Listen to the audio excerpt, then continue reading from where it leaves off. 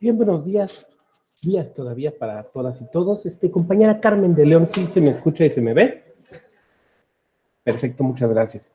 Ya ven que tienen que estar como Talía, ¿no? Me escuchan, me ven, me sienten, porque si no... Y hoy he tenido algunos problemas al momento de presentar láminas, como que de repente se me frisea y me quedo congelado. Entonces, por eso, bueno, hay que estar confirmando.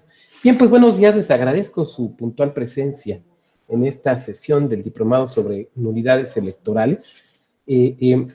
Quiero plantearos un poquito la dinámica que me gustaría seguir, si ustedes me lo permiten, en una primera parte, pues haría una exposición, digamos, de lo que observaríamos el día de hoy. Nuestra clase es de 2 sesiones y posteriormente abriría un espacio para preguntas, a lo mejor algunas respuestas, y se vale que ustedes me digan, oiga, doctor, más que una pregunta, tengo un comentario.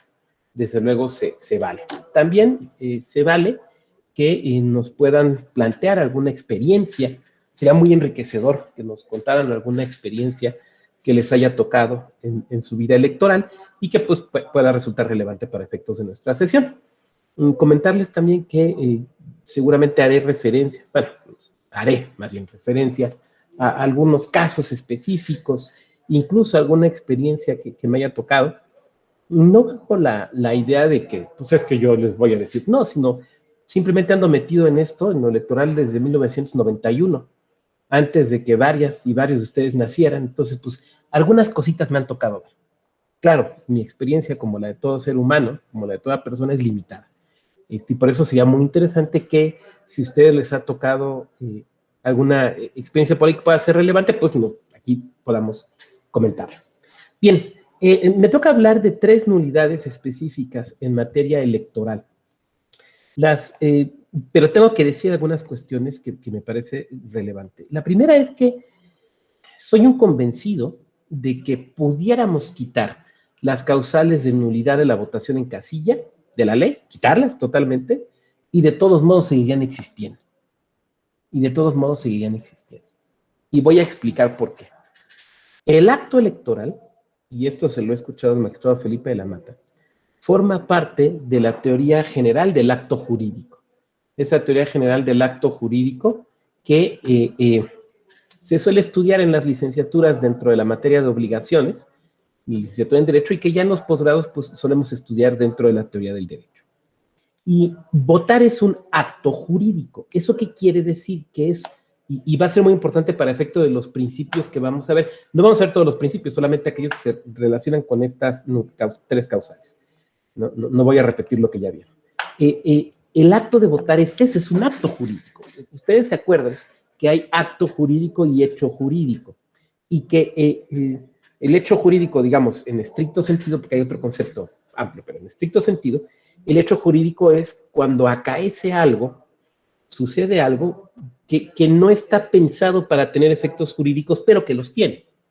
El ejemplo es la muerte o el nacimiento. O sea, no es que alguien se muera pensando en los efectos jurídicos de su muerte, o que alguien nazca con la conciencia de los actos jurídicos, del efecto jurídico. Y por diferencia, los actos jurídicos son conductas humanas que quieren tener efectos jurídicos.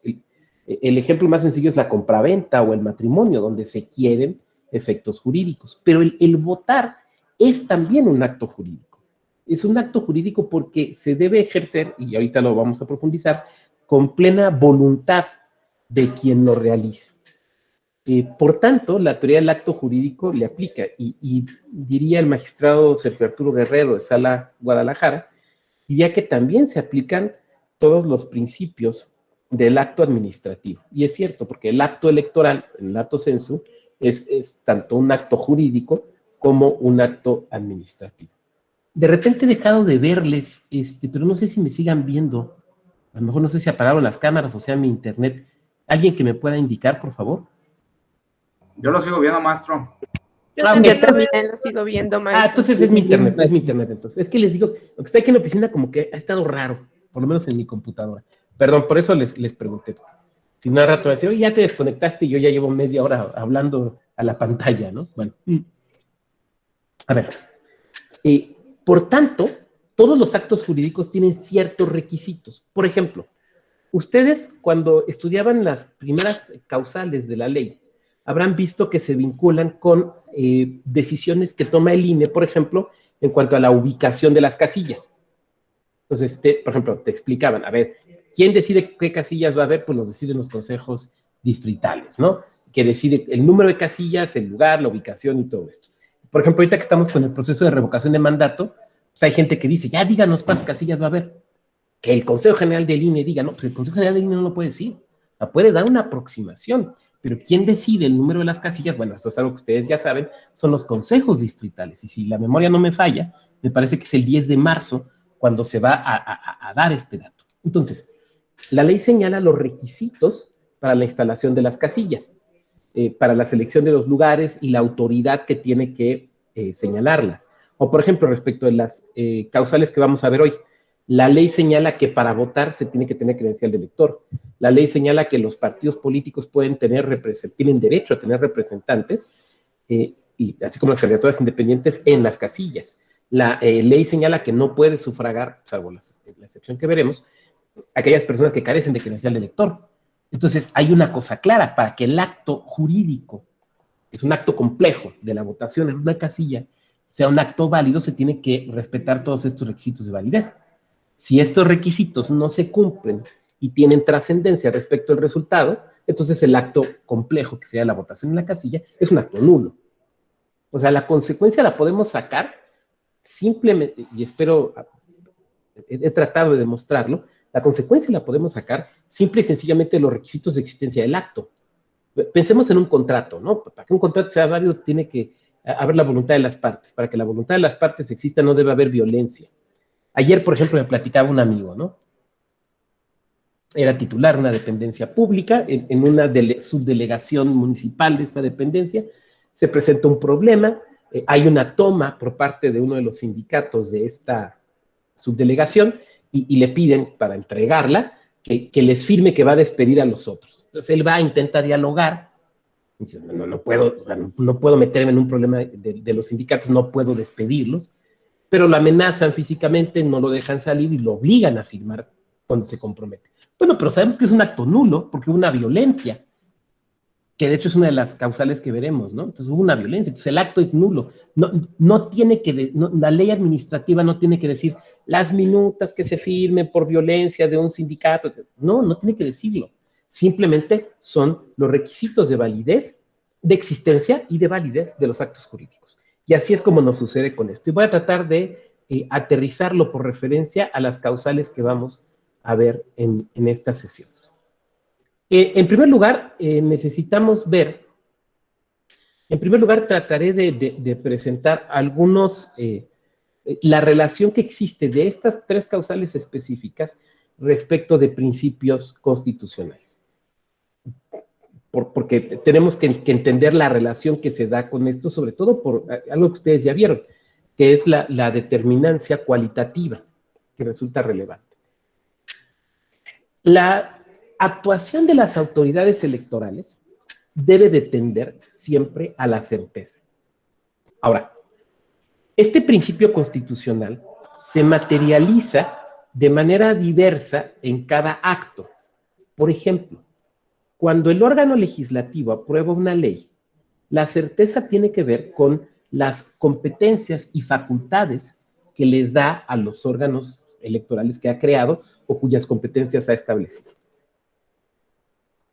Por ejemplo, a ver, que se sepa con claridad quién hace la asignación de representación proporcional. Que se sepa con claridad, si yo me quiero inscribir quiero escribir la fórmula, registrar la fórmula al Ayuntamiento de Chingahuapan, Puebla, ¿cuál es el órgano al que tengo que acudir? Si no me expiden mi credencial de elector, ¿ante qué tribunal debo de acudir? Pues el tribunal electoral. Ok, pero ¿ante cuál de las salas? No, pues ahí al tribunal. No. O sea, ahí la certeza implica una absoluta claridad, la mayor claridad posible en cuanto a la competencia de las autoridades. En el caso de las casillas, no debemos olvidar que la mesa directiva es un órgano electoral transitorio, temporal, integrado por un personal no especializado, aunque sí capacitado. Son dos cosas distintas. pero es un órgano electoral y que tiene funciones de autoridad. Por lo tanto, todos los requisitos que se exigen respecto de una autoridad surten sus efectos por relación a la mesa directiva de casilla, porque, insisto, es una autoridad, pero además surten sus efectos todos la exigencia que tenemos respecto de una autoridad de naturaleza electoral. Específicamente, la certeza de la votación. La certeza de la votación. La certeza de la votación, ¿qué quiere decir? Quiere decir, o digamos, mejor, se desdobla en varios aspectos. Primero, en conocer quiénes han sido las personas que han votado. ¿Qué personas han votado? Tener plenamente identificadas las personas que votan. Desde luego, sin conocer el sentido del voto. Creo que era el expresidente de gobierno Suárez de España el que decía que las elecciones implican una certeza en cuanto a las reglas, otra certeza en cuanto a que los jugadores, los actores políticos van a respetar las reglas, pero una falta de certeza en cuanto al resultado. Entonces, la mesa directiva tiene que incidir en esto, nos tiene que dar certeza en cuanto a quiénes votaron, en cuanto a cuántos votaron, pero no respecto del resultado. Aquí voy a dejar de compartir un momento para verles y plantear algunas cosas. Por ejemplo, ¿se imaginan una casilla en la cual no se sepa cuántas personas votaron? Sería bastante complicado, ¿no? Porque, ¿cómo no lo sabríamos? Lo podríamos, o una casilla donde haya dudas acerca de cuántas personas votaron, porque se encuentra un determinado número de boletas marcadas, que no sea coincidente tomando en cuenta las boletas inutilizadas con aquellas que fueron entregadas a la presidencia de la casilla, o porque haya disparidad respecto a las anotaciones en la lista nominal de las personas que votaron, no tendríamos certeza. Ahora, esto ha llegado a suceder, si no en casillas, sí muy claramente en órganos electorales. Recuerdo muy rápidamente el caso de Tabasco, ¿no? La capital de Tabasco, Villahermosa, jurídicamente se le conoce o se le llama el municipio del centro. Y en unas elecciones, 2014, las elecciones se anularon justamente por falta de certeza, porque el órgano electoral, el Consejo Electoral Municipal, no tenía claro cuántas casillas se habían instalado, ni cuántas casillas, ni cuántos paquetes electorales con los resultados de las casillas se les habían entregado. ¿Cómo puede suceder que un órgano electoral no tenga certeza de esto? El caso Monterrey, por ejemplo, ¿no? Donde el órgano electoral, pues le aparecen ahí unos paquetes electorales. Oye, ¿quién se los entregó? Pues quién sabe. ¿Y a qué hora se los entregaron? Pues quién sabe. ¿Y quién los recibió? Pues vaya usted a saber. No, perdón. En materia electoral, esto, no podemos tener esta falta de certeza. Entonces decíamos, por referencia específicamente a las causales que estamos comentando el día de hoy. Por ejemplo, respecto a la causal de nulidad consistente en permitir votar a personas sin credencial de elector. ¿Por qué? Porque esto afecta, decíamos justamente, el tema de la certeza. Voy a avanzar por aquí. Esta no tiene claro, no tiene caso. Principios constitucionales del voto. Muy bien. Debemos considerar el artículo 23, en este caso es de la Convención Americana sobre Derechos Humanos. El artículo 23 de la Convención Americana sobre Derechos Humanos establece derechos político-electorales, y los que se vinculan directamente con las causales que veremos el día de hoy es este párrafo 1. Dice, artículo 23, derechos políticos. 1. Todos los ciudadanos deben de gozar de los siguientes derechos y oportunidades. Inciso A, de participar en la dirección de los asuntos públicos directamente o por medio de representantes libremente elegidos. Inciso B, de votar y ser elegidos en elecciones auténticas, periódicas, realizadas por sufragio universal e igual, voto secreto, que garantice libertad de expresión y demás. Entonces, ya la Convención Interamericana sobre Derechos Humanos, el famoso Pacto de San José, establece con claridad que todas las ciudadanas y todos los ciudadanos mexicanos podemos participar en las elecciones. Ahora, la ley dice, puede, en el párrafo 2, reglamentar el ejercicio de los derechos y oportunidades, exclusivamente por razones de edad, nacionalidad, residencia, idioma, instrucción y demás. Eso quiere decir que tenemos una formulación general. Toda la ciudadanía, todas las ciudadanas y los ciudadanos deben poder participar en la toma de decisiones políticas de sus países. Esto va incluso más allá de la democracia electoral, pero bueno, estamos entrando en democracia electoral. Pero el párrafo 2 nos dice que las autoridades nacionales pueden reglamentarlo. Esto es, regular la forma en la que el mismo debe ser ejercido. Ahora, esta regulación debe de atender, en base al propio Pacto de San José, a una serie de elementos a atender. Por ejemplo, cuestiones de edad, nacionalidad, residencia. ¿Qué tiene que ver con esto? Esto les plantea un reto, digamos, a los estados. ¿Cómo se acredita o cómo se tiene claro que una persona es nacional del estado, tiene el carácter de ciudadana o ciudadano y reside en el lugar? Voy a dejar de compartir de nuevo. Por cuestiones de geografía electoral, todos los países establecen divisiones y subdivisiones de su territorio. En el caso de México, les pregunto, ¿cuál es la base de nuestra geografía electoral? ¿Cuál es la unidad más pequeña de la geografía electoral? Adelante, Roberto. El distrito electoral. El distrito electoral. Gracias. Nos dicen Marisol y Roberto que el distrito electoral. No, hay una unidad más pequeña. Adelante, Sujei. Las secciones electorales. Perfecto, Sujei. ¿Y qué nos puedes platicar de las secciones electorales? Bueno, dentro de lo que yo recuerdo, una sección electoral es un pequeño espacio geográfico que busca tener, o sea, geográficamente lo ponen lo más, es que hay una palabra, como geométricamente parecida, en donde Compacidad. en donde se va a contabilizar a partir de 750 personas, o sea, no puede excederse esa cantidad para llevar un mejor control de la población y para que de alguna forma sea parejo. Es que ahorita no, es que hay una palabra que lo define mejor, pero ahorita no me acuerdo. Pero creo que, perdón, disculpa por interrumpirte, pero no hay ningún problema. Yo creo que aunque no encontramos la palabra, creo que lo explicaste con mucha claridad. Sí, desde luego, la unidad geográfica más pequeña que nosotros tenemos es sección electoral. Si ustedes toman su credencial de elector, no la van a mostrar aquí, pero si ustedes la toman ahorita, verán que ahí se identifica con claridad la sección electoral. ¿Por qué razón? Porque, como bien nos comenta Sujei, en cada sección electoral debe haber un número máximo de electores. Y en cada sección electoral se debe instalar al menos una casilla. Ahora bien, un conjunto de secciones electorales, o sea, que es la unidad más pequeña, va creciendo, nos va a dar, por ejemplo, un distrito, ya sea un distrito local, un distrito federal o un municipio, por ejemplo. Y a su vez estos distritos, por ejemplo, van a ir formando parte de las circunscripciones plurinominales. Toda esta geografía electoral debe ser construida de cierta manera, y eso tiene que ver con la credencial del elector. ¿De qué manera? Bueno, bajo un criterio que Sujei ya apuntaba. Debe haber entre las secciones electorales idealmente un mismo número de personas integrantes de las mismas.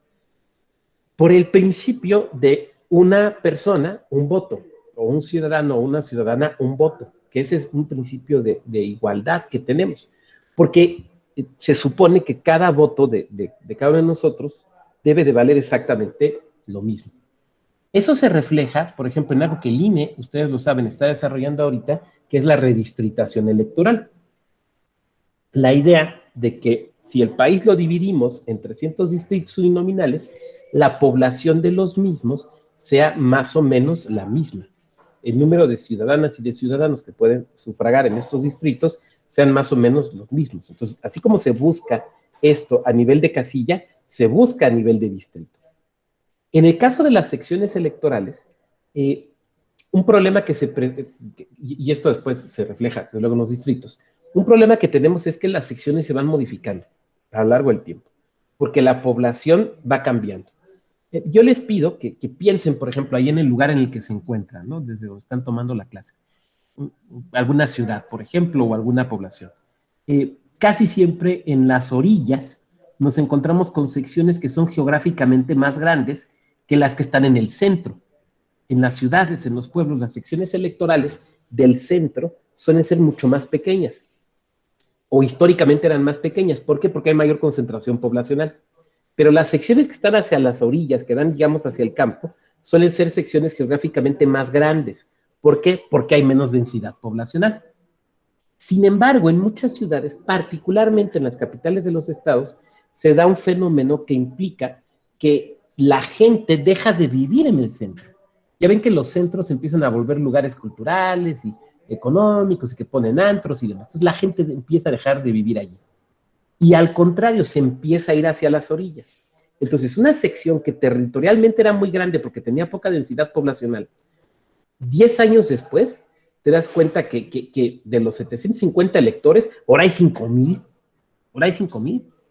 Y te das cuenta que de la sección que estaba en el centro, que a lo mejor teníamos estos 750 electores, de repente pues viven 300 o 250. Y esto obliga al INE a que haga un reseccionamiento, que es una actividad que constantemente se hace. Entonces el INE, tomando en cuenta la información geográfica, tanto el INEGI como la propia información geográfica y cartográfica que el propio INE todo el tiempo está revisando y elaborando, como los datos de inscripción en el padrón y de modificaciones en el mismo, va haciendo los ajustes. Y entonces sucede que una sección muy grande tiene que acotarse, tiene que dividirse, o que una sección muy pequeña de repente tiene que crecer. Esto, antes de darle la palabra a Eduardo, esto se refleja también en los distritos.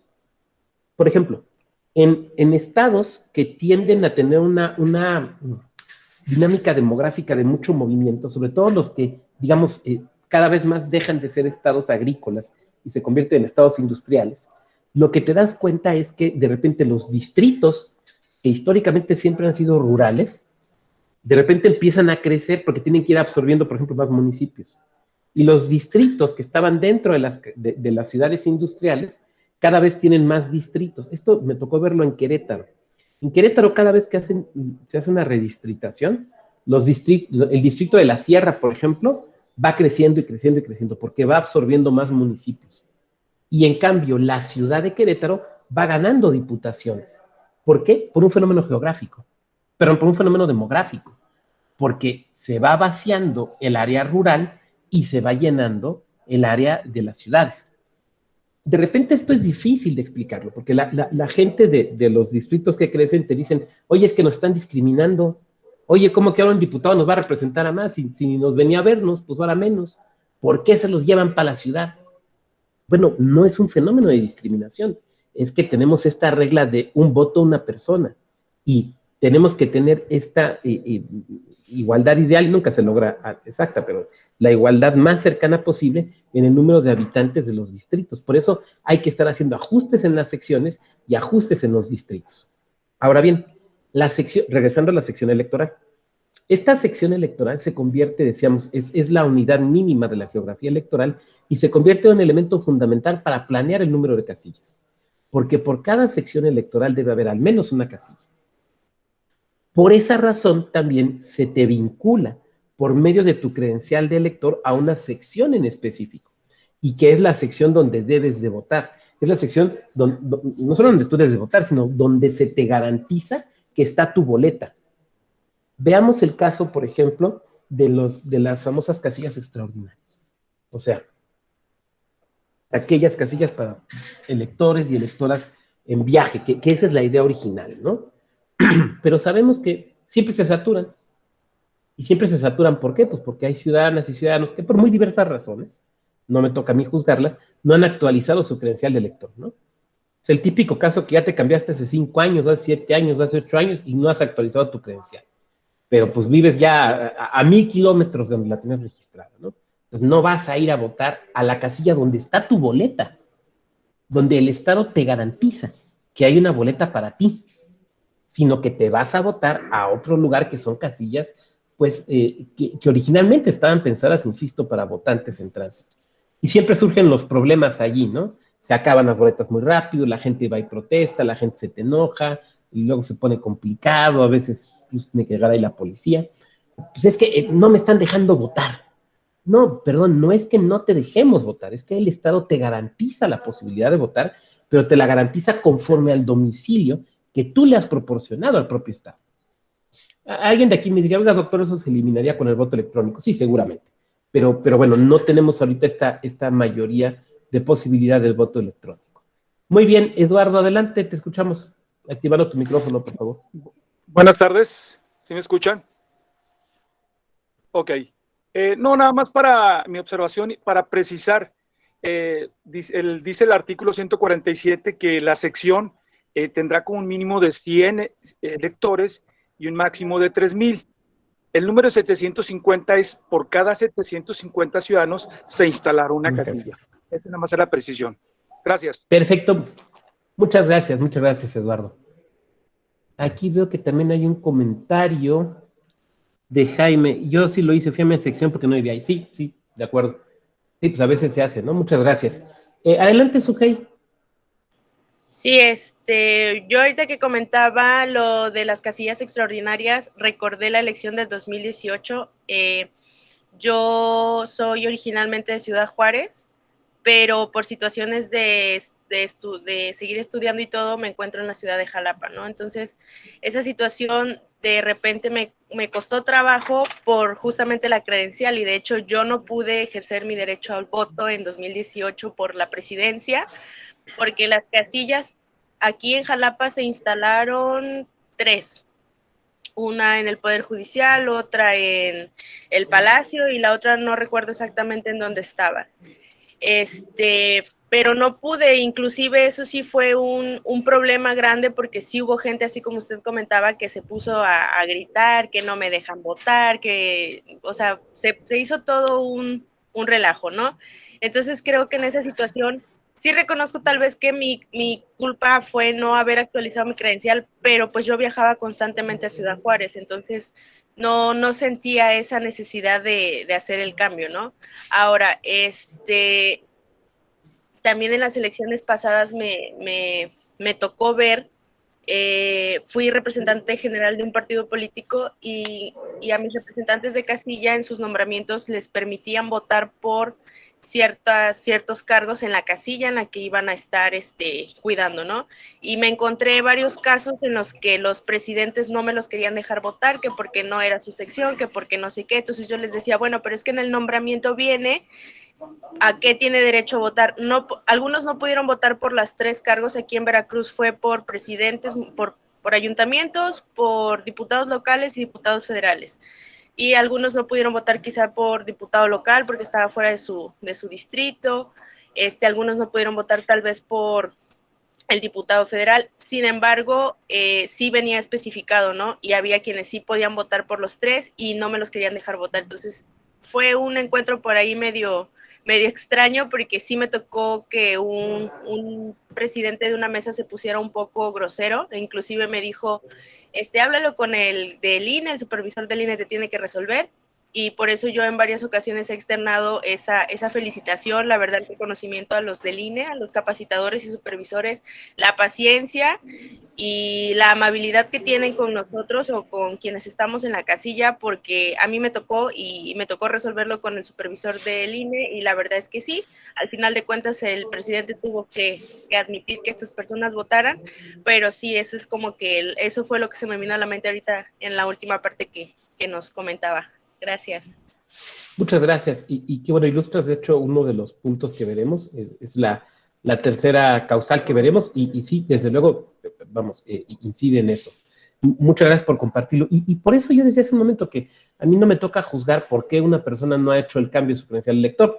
Pues cada quien tendrá sus razones. Pero lo que comenta nuestra compañera Sujei es cierto. En mi otra vida, en mi vida de consejero electoral del OPLE de Querétaro, entre 2014 y 2020, nos pasó una cuestión muy interesante en la elección de 2018, porque se habían instalado estas casillas para votantes en tránsito y pues, se acabaron las boletas, y en particular en una más que nada, la cuestión se puso muy álgida, la que se puso en el Seguro Social, muy álgida. De hecho, hubo situaciones complicadas, hubo personas detenidas y demás. Y entonces un grupo de ciudadanas y ciudadanos se movió a las oficinas del instituto, que quedaban caminando más o menos cerca, como medio kilómetro. Y nos hicieron una manifestación allá afuera, queremos boletas y exigiendo y todo. Entonces sale el compañero director de organización a dialogar, ¿no? A ver, pues, ¿qué pasó? Es que no nos dejan votar, ¿cómo es posible? Y ya saben, fraude, me rasuraron, todas las cosas que se comentan, ¿no? Bueno. A ver, señor, usted, o sea, ¿qué fue lo que pasó? Es que no he hecho el cambio de credencial, no has hecho el cambio de credencial. Ok, ¿usted de dónde es su credencial? Pues de Veracruz. ¿Usted de dónde es su credencial? Estado de México. ¿Usted Ciudad de México? ¿Usted Sonora? Perdón, miren, este es el Instituto Electoral de Estado de Querétaro. Nosotros nos encargamos de las boletas locales. Ustedes no pueden votar en la elección local. ¿Pero cómo si yo aquí vivo? Señor, porque va a votar a los cargos dependiendo de su residencia conforme la credencial. Si su credencial dice que su sección electoral está en Ecatepec, yo no le puedo permitir votar por una elección de Querétaro. Oiga, pero es que vivo aquí hace 10 años, o hace 8 años. Perdón, pero tiene que ser conforme su credencial elector. Entonces, de la gente que fue a protestarnos, la realidad es que a ninguna le podíamos resolver su problema, porque no podían votar en elecciones locales. Ahora, tampoco se trataba de aventárselo a los compañeros del INE, ¿no? Dice, mira, aquí está la dirección del INE, vaya y protésteles allá, porque tampoco podían permitirlo. Alguien por aquí ponía en el chat, ¿no? Que si en estos casos procedería un JDC, ya no, porque no da tiempo. Digo, la justicia electoral es muy rápida, ¿no? Pero o sea, es del mismo día para el mismo día, antes de que cierren las casillas, pues no, la verdad es que ya no daría tiempo. Muy bien, Jaime, adelante. Sí, maestro, soy el que hizo la pregunta. Supongo que tal vez planteé mal el supuesto, ¿no? En este supuesto son personas que por razones que desconocemos, cada quien está en su derecho, ¿no? El mismo día, pues, quisieron votar sin tener tal vez el conocimiento, no lo sé. Pero supongo que en este caso el INE, si es demasiado el trámite para hacer el cambio de domicilio y cuestiones así, lo que procedería sería como una reimpresión de la tarjeta, una actualización, o un JDC, lo más rápido que te responden un JDC, como decir, ya me di cuenta, no me va a dar tiempo a hacer el trámite ante el INE, te resolvería aproximadamente como en una semana o 2 semanas. Me sorprende a mí la rapidez de los tribunales electorales. Es cuanto en mi comentario. Gracias, sí, o sea, en esos casos sí, y lo vamos a ver, sí cabría la posibilidad, pero digamos, ya el mero día, pues ya, ahí sí ya no. Es un acto tan instantáneo y que se realiza con tan poco tiempo que no habría manera de reponerlo, ¿no? Y tampoco habría manera como de decirle, bueno, venga la sentencia una semana después y le digan, retrotraigan y permítanle votar y abran la casilla para que él vote. Entonces no tendremos esa posibilidad. Bien, muchas gracias, Jaime, por la puntualización de tu comentario. Bien, pero estábamos entonces con esto de la sección electoral. Entonces, por esa razón, el Estado mexicano tiene un interés en verificar que quien vota en la casilla sea nacional mexicano, una persona nacional mexicana, tenga la edad civil y legal procedente y viva en el lugar. O sea, son los 3 elementos que tiene que verificar. Esto no debe de ser visto, a la luz de lo que estamos comentando ahorita, que es el Pacto de San José, no debe de ser visto como una limitación inadecuada frente al pacto. A ver, primero porque se puede vincular con un tema de nacionalidad. Alguien me va a levantar la mano aquí y me diga, oiga, doctor, pero en la Unión Europea dejan votar en elecciones municipales a quienes no son nacionales de ese país, pero sí de otro en la Unión Europea. Y yo diré, bueno, sí es cierto, en la Unión Europea.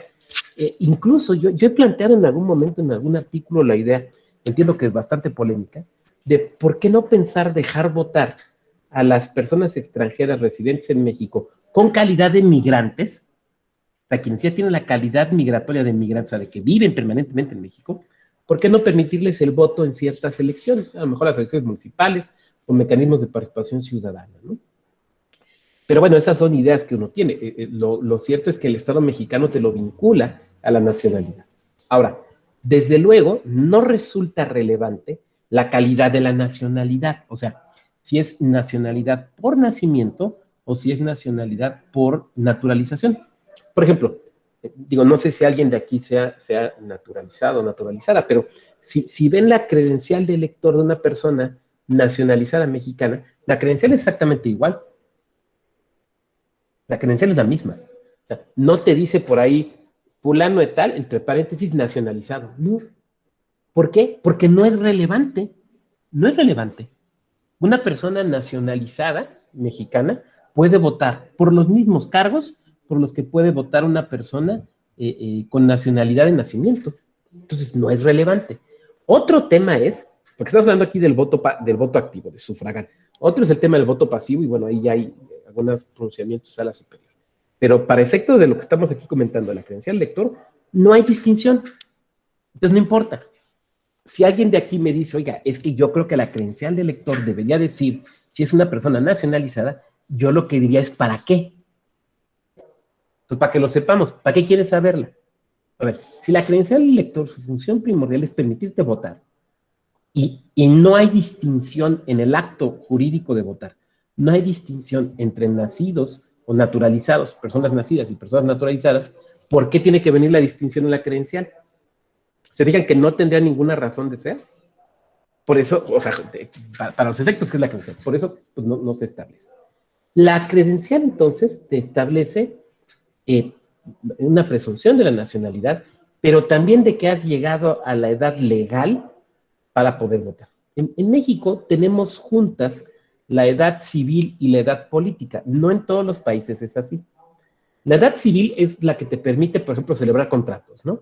Emanciparte y todo esto. La edad política o la edad cívica es la que te permite participar en los actos electorales. En la mayoría de los países es la misma, pero no necesariamente en todos. En México es la misma.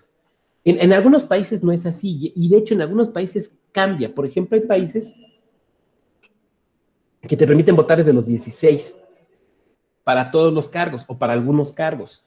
Cuando se dio, por ejemplo, la consulta en Escocia, el plebiscito, bueno, más bien probablemente el referéndum, para definir si permanecían en parte del Reino Unido, se permitió votar desde los 16, incluso se le permitió votar a los extranjeros residentes.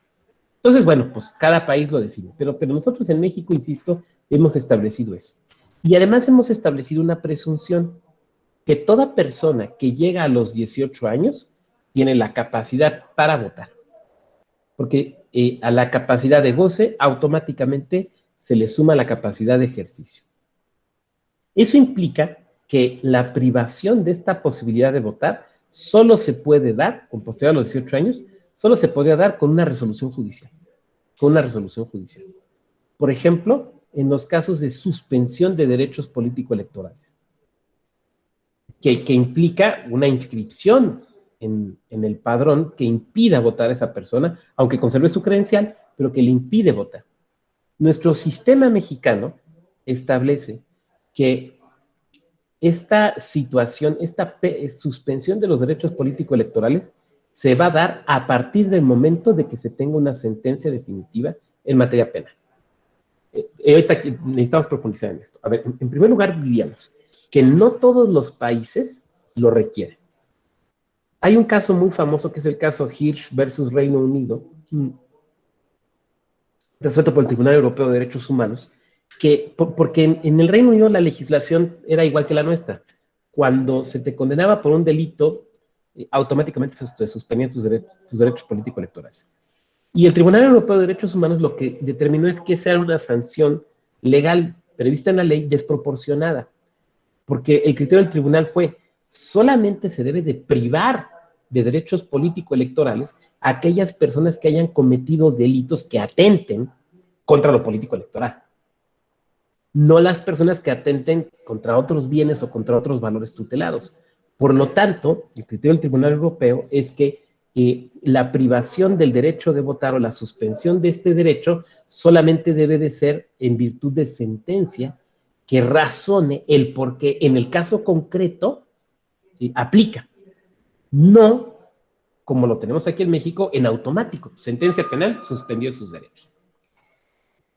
Como ustedes saben, esto dio lugar a una serie de debates muy interesantes en México, ¿no? Y entonces, porque en un principio se decía, no, pues tú pierdes tus derechos o se te suspenden tus derechos desde el momento en que estás sujeto a proceso. No, desde el momento en que estás detenido. No, desde el momento de la prisión preventiva. Y lo que ya ha resuelto desde 2017, 18, nuestra sala superior, es que no, a ver, que atendiendo al principio de inocencia, de la presunción de inocencia, una persona no es culpable hasta que se dicte resolución, Por lo tanto, las personas que están siendo investigadas, contra las que hay una carpeta de investigación, las personas que están sujetas a proceso, incluso privadas de la libertad, pero con prisión preventiva, ya ven que ahora en México ya todo es prisión preventiva, ¿no? Bueno, con prisión preventiva tienen derecho a votar, porque tienen la presunción de inocencia a su favor. Y esto ha provocado, por ejemplo, estos programas, este programa piloto que se corrió en 2021, para permitir votar a las personas que están privadas de su libertad, pero no por sentencia definitiva, sino porque está operando la prisión preventiva. Esto es importante tenerlo claro, porque, por ejemplo, esas personas siguen teniendo la posibilidad de votar. Muy bien. Ahora, regresando al tema de la credencial de elector. Entonces, cada estado determina, hablando del caso latinoamericano, nuestra Corte Interamericana no ha emitido un pronunciamiento similar a este que he comentado del Tribunal Europeo, del Kirsch versus Reino Unido. Entonces, regresando a nuestro subcontinente, cada estado puede solicitar la acreditación de la nacionalidad, de la ciudadanía y de la residencia como lo considere pertinente. Pero la realidad es que de alguna manera esto siempre se tiene que acreditar. ¿Por qué? Pues por las razones que hemos venido dando, esta idea de una persona, un voto. En México hemos optado por generar un documento específico que es la credencial para votar con fotografía o la credencial de elector con fotografía. Una pregunta, ¿la credencial para votar es un invento nacional o fue un invento local? Adelante, Jaime. Me da la impresión que fue nacional, ¿no? La creó el IFE. Es cuanto de mi comentario. Muy bien, muchas gracias. ¿Alguien más? La verdad es que en su versión de credencial es un invento baja californiano. Es un invento baja californiano. Fue donde nació la credencial para votar. Lo que había existido durante casi todo el siglo XX, particularmente después de 1946, era algún tipo de documento para votar. A ver, es que recordemos algo. Todavía, según la Constitución, ¿de quién es la competencia de los padrones? ¿Quién lleva los padrones según la Constitución? Los padrones de vecinos, como se les llama. Los municipios. Y esos padrones de vecinos que ahora se usan, por ejemplo, para cuestiones de población municipal o para cuestiones de impuestos municipales, esos padrones municipales originalmente su sentido era para votar. Por lo tanto, la autoridad ante la cual se tenía que acreditar la residencia eran los municipios. Y la autoridad que tenía que expedir esa documentación eran los municipios. Por eso, durante buena parte del siglo XX, hasta los años 70, que no había propiamente una credencial de elector, era el municipio quien formaba el padrón electoral, los municipios y las listas nominales. Incluso para las elecciones federales, eran los municipios los encargados de esto. Claro está que con el auxilio de los gobiernos locales y del gobierno federal, pero eran los municipios. Y era ante quienes se tenía que acreditar que la persona vivía en el lugar. Y entonces lo que había era, se expedían algunos documentos, por ejemplo, los que yo he visto en los años 60, hagan de cuenta unas hojas largas, un poquito más chiquitas que la media carta, donde decía, fulano de tal, secretario del ayuntamiento, hago constar que el señor Luis Octavio Vado es vecino de este municipio con domicilio en tal lado. La firma del señor secretario del ayuntamiento y mi firma. Y ya, eso era todo. No era una credencial, porque no era de plástico, o ahora que te dan credenciales de cartón, no. Era un papel que doblabas y ahí lo tenías guardado. Desde luego, no tenía candados de seguridad. Era el mismo papel en el que se imprimía cualquier formato para la administración pública. El mismo papel. No tenía microfirmas, ni cintas de colores metálicos, nada, no tenía nada. Y además, no contenía fotografía. No contenía ninguna fotografía. Por otra parte, no había tampoco un procedimiento unificado para la expedición de estos documentos, sino que variaba, ya no digamos de estado en estado, sino de municipio en municipio. Entonces, por ejemplo, en algunos municipios simplemente llegabas y con que presentabas algún recibo del agua, de la luz, de que pagabas el predial, algún recibo, ya, Se te expedía con ese domicilio. O en otros casos se te pedía, por ejemplo, que te acompañaran 2 testigos que ya tuvieran ese documento, esa especie de acreditación. Entonces, pero esto variaba, insisto, de estado en estado y de municipio en municipio. No había un procedimiento uniformado. Entonces, el día que te tocaban las elecciones, ya fueran federales o locales, acuérdense que eran épocas en las que no había casilla única, estoy hablando de los años 50, 60, 40, tú llegabas con esa tirota de papel, llegabas y la presentabas, y ya, sin fotografía, sin mayor candado de seguridad, sin que te utilizaran el líquido indeleble, sin ninguno de estos elementos, porque así funciona. Es interesante observar que en muchas naciones sigue funcionando de una manera similar. Otras naciones en las que no existe como tal la credencial de elector, lo que funciona es el documento o la cartilla de identidad que expiden los ministerios de gobierno, de gobernación o del interior. Estos documentos que se expiden, que en algunos casos es propiamente una credencial, es como una credencial, y en otros es más parecido a un pasaporte. Esto digamos que depende de país en país. Ahora, estos carnets de identidad, históricamente en algunos países, estoy pensando en algunas zonas de Europa, estoy pensando en América del Sur, no tienen una historia amable, porque en épocas o en periodos de dictadura, lo que sucedía es que te retiraban este carnet, y sin este carnet, deja tú que no podías votar, sino no podías acceder a un trabajo, no podías hacer trámites, y te podías detener cualquier persona. Perdón, me está marcando un consejero, a ver.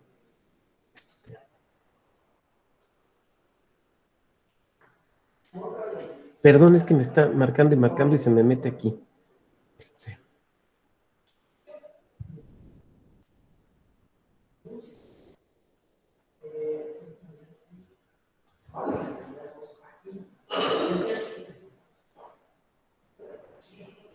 Ok. Es una de las razones por las que, por ejemplo, cuando se ha discutido en México este carnet o esta cartilla o este documento de ciudadanía, a muchas personas les saca urticaria, porque nos recuerda ciertas épocas, particularmente en América del Sur, que fueron muy, muy desagradables. Hay lugares donde la votación se permite incluso utilizando otro tipo de documentación, incluso no pública. Recuerdo el caso particular de un antiguo alumno mío que vivió muchos años en Austria y que podía votar en Austria. Entonces yo, pues, obviamente le preguntaba, oye, pues, ¿cómo son las elecciones, no? ¿Se comen un strudel antes o después o cómo le hacen, no? Y me decía, no, dice, pues tú llegas a tu casilla y te identificas. Le digo, ¿cómo te identificas? Sacas la licencia. Y dice, no, mira, te permiten cualquier identificación. Cualquier identificación. Que, por ejemplo, puede ser la identificación del club al que vas a nadar.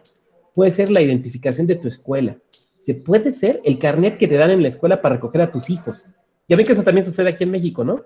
En algunas escuelas tienes que llevar tu foto o la foto del niño y demás para que te den un carnet y puedas pasar a recogerlo, ¿no? O que vas a mandar al abuelito y pues ya le tramitas su carnet con la foto para que lo recoja.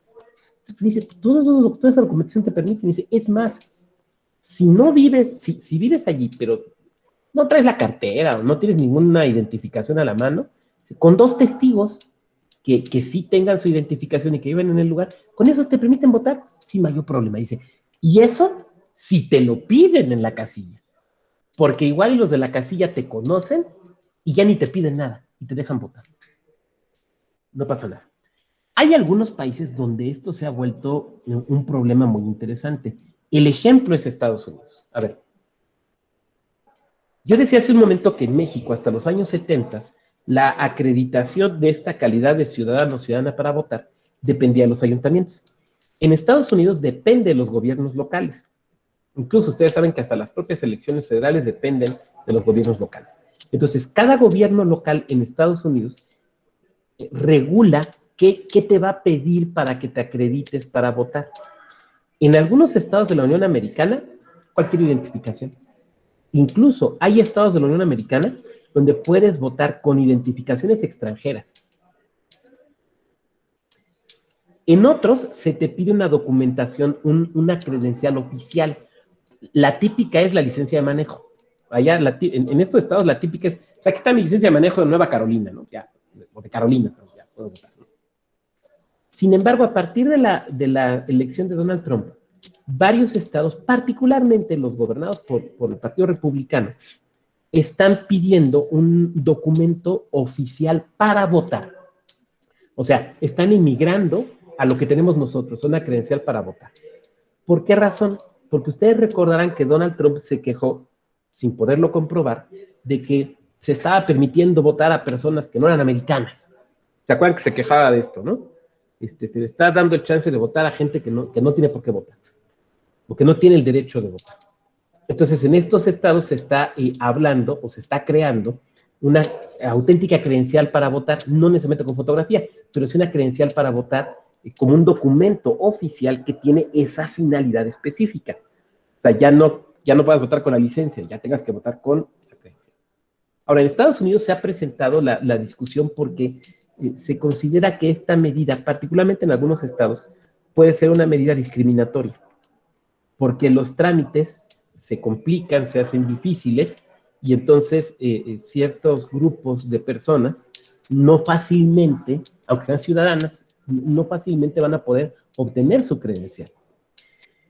En el caso mexicano, a partir de los años de la transición, final de los 80s, inicio de los 90s, que fuimos construyendo esta robusta idea de la credencial para votar, lo que sí tuvimos muy claro desde un inicio es que el trámite debía ser un trámite sencillo. Porque la idea, o sea, parece que en Estados Unidos, en algunos estados, la idea es restringir el derecho al voto. O ese es el temor que tienen algunas personas. Pero aquí en México, la idea desde un principio fue más bien sí permitir el voto. O sea, facilitar el trámite para que auténticamente toda ciudadana, todo ciudadano pudiera aparecer en el padrón, en la lista, y obtener la documentación para votar. Si nosotros nos vamos a la época en la que nació el INE, mejor diríamos, a la época en la que nació el IFE, por relación a la credencial del elector, tendríamos que ver varias cuestiones importantes. Ustedes recordarán que originalmente quien se encargaba de las elecciones, pues era, en el ámbito federal, la Secretaría de Gobernación, por medio de la famosa Comisión Federal Electoral. Cuando nace el IFE y se le da esta obligación de la credencial del elector, el IFE se enfrentó a un problema, porque los datos del padrón que tenía la Secretaría de Gobernación, o al menos los que le hicieron llegar al IFE, eran sumamente inexactos, era una base de datos no actualizada, no era confiable. Lo que quiero decir es que no era confiable. Y entonces el IFE, tuvo que realizar un levantamiento censal de algo que todavía aparecía en la ley, que se llamó el Catálogo General de Electores, que fue, digamos, como el levantamiento censal original para saber quiénes eran ciudadanas y ciudadanos en México. De ese documento derivó después el padrón electoral y la lista nominal. Y ya lo que se ha venido actualizando, pues esencialmente son estos. Y ahí nació entonces esta idea de credencializar a la ciudadanía. En un primer momento, ustedes recordarán las primeras credenciales, unas naranjitas, si las llegaron a ver, igual alguien ahí por ahí tiene hasta la suya. Esta credencial no contaba con fotografía. No se consideró necesario y además se consideró que era un gasto muy fuerte el incluir la fotografía. Y la lista nominal de las casillas, pues tampoco tenía, obviamente, la fotografía, tenía, digamos, la reproducción de las credenciales que no tenía fotografía. Pero derivada de las peculiaridades de nuestra historia electoral, que no vengo yo aquí a platicárselas porque ustedes lo saben, y del temor de que pues votaran quienes no debían de votar y se le negara el voto a quien sí debía votar, pues se dotó a la credencial de fotografía. Y por eso le llamamos la credencial para votar con fotografía. Y somos un país, ¿cómo decirlo?, excepcional en eso. Porque no solo le exigimos a la ciudadana o ciudadano que cuente con un documento específicamente pensado para ejercer derechos político-electorales, sino que además en ese documento debe constar la fotografía del propio ciudadano o de la ciudadana, lo cual, pues, obviamente lo encarece. Bueno, un efecto que esto tuvo, a ver, cuando se crea la credencial de elector, se tenía claro en ese momento histórico que en algún momento la Secretaría de Gobernación iba a desarrollar una cédula de identificación de la ciudadanía mexicana. Eso se tenía muy claro. Entonces, se dio a la credencial de elector de inicio, se le pensó como un documento para ejercer derechos político-electorales, específicamente el derecho al voto activo. Pero dado que todavía no estaba la cédula ciudadana por parte de Gobernación, que probablemente no estaba por aquella base de datos que les comenté que le pasan al IFE, que era una base de datos desactualizada, mal hecha, o sea, que no servía, entonces no podían utilizarla tampoco para la cédula de identidad. Entonces, se estableció que de manera transitoria, la credencial de elector serviría también para acreditar la ciudadanía mexicana. Pero eso se pensó como una medida temporal, una medida transitoria, una medida que tendría efectos hasta el momento en que la Secretaría de Gobernación expidiera la cédula de identidad. Pero la realidad nos rebasó, porque como ustedes bien saben, hasta la fecha no hay cédula de identidad por parte de la Secretaría de Gobernación.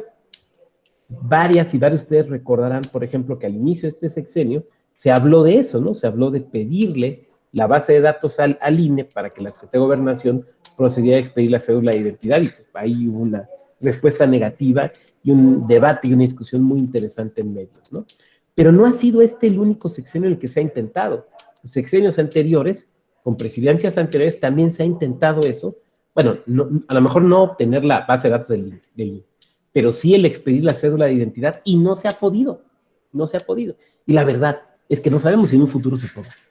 Pero cuando se cuente con esta cédula, por ejemplo, hipotéticamente, uno diría, bueno, ya, por ejemplo, para cobrar un cheque en el banco, o para abrir una cuenta, ya no me vas a pedir la credencial del INE, o para cobrar un apoyo de algún programa de gobierno, ya no me vas a pedir la credencial del INE, lo que me vas a pedir es la cédula de identidad, porque la cédula es la que me va a acreditar como ciudadano mexicano.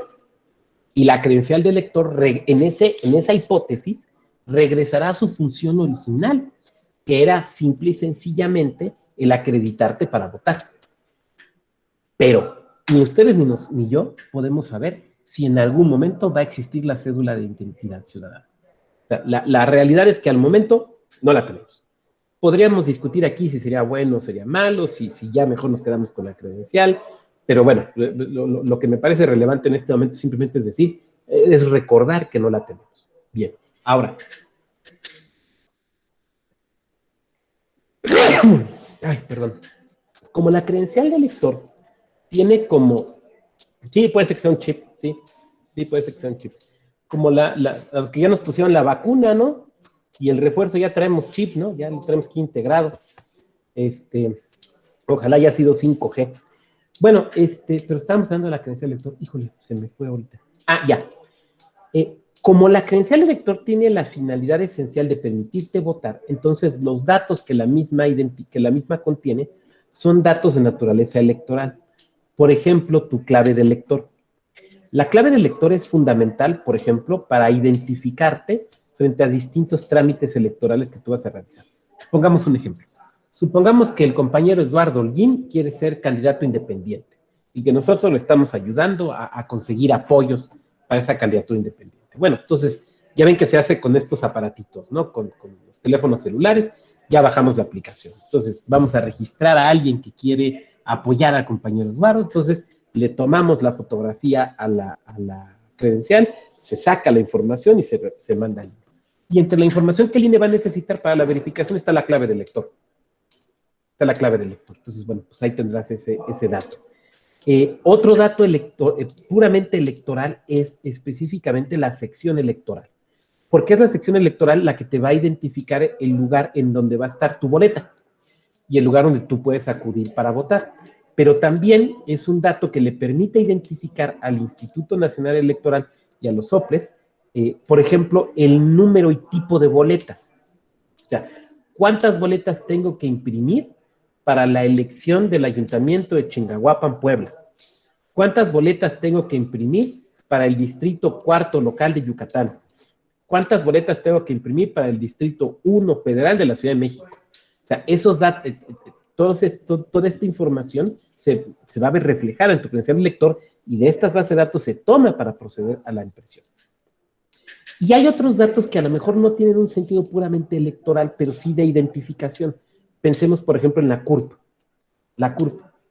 La CURP no es un número o no es un dato propiamente electoral. Lo que pasa es que te sirve para otras cosas.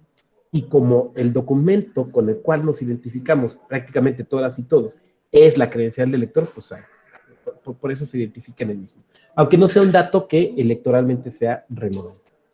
Ahora, ustedes saben también que la credencial de lector puede o no contener de forma visual tu domicilio, porque ya se puede pedir que esto no aparezca.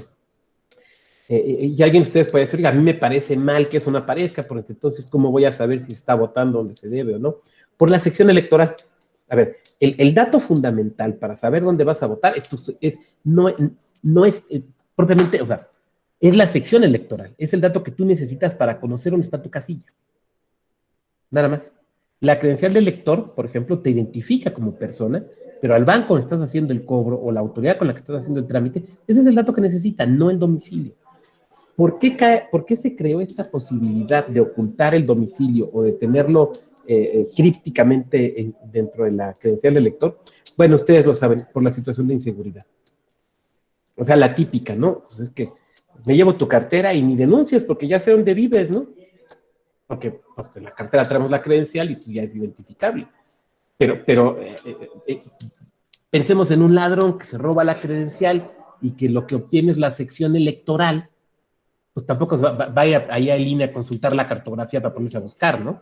Entonces, por eso no hay problema con que aparezca la sección electoral, pero sí se puede entender que se decida que no aparezca el domicilio. Ok, bueno. Bien, entonces, esos son algunos datos de la credencial para votar. Ahora, ustedes saben que nuestras credenciales, y esto es importante para los efectos de la votación en la casilla, tienen toda una serie de candados. Estos candados dependen de la antigüedad de tu credencial. Hagan ustedes un ejercicio. Tomen su credencial, yo voy a tomar la mía. No se las voy a enseñar en pantalla porque, como bien dice el compañero, hay datos sensibles. Bueno, se las enseño sin que se vean los datos sensibles. Estoy más guapo en vivo, pero pues así está la credencial. Pero si ustedes toman su credencial, mi credencial, por ejemplo, es 2021. Tenía mi credencial viejita, la de que ya había cumplido su periodo, entonces pues hubo que actualizar. Y podemos ir viendo algunos datos interesantes en la credencial. Por ejemplo, ubiquen en su credencial, ubiquen el año de registro. Debe estar viendo de frente su credencial a mano derecha abajo. El año de registro. Quien lo identifique, Jaime, a ver, Jaime, tú nos vas a ayudar. Año de registro, 2009. Muy bien, Jaime.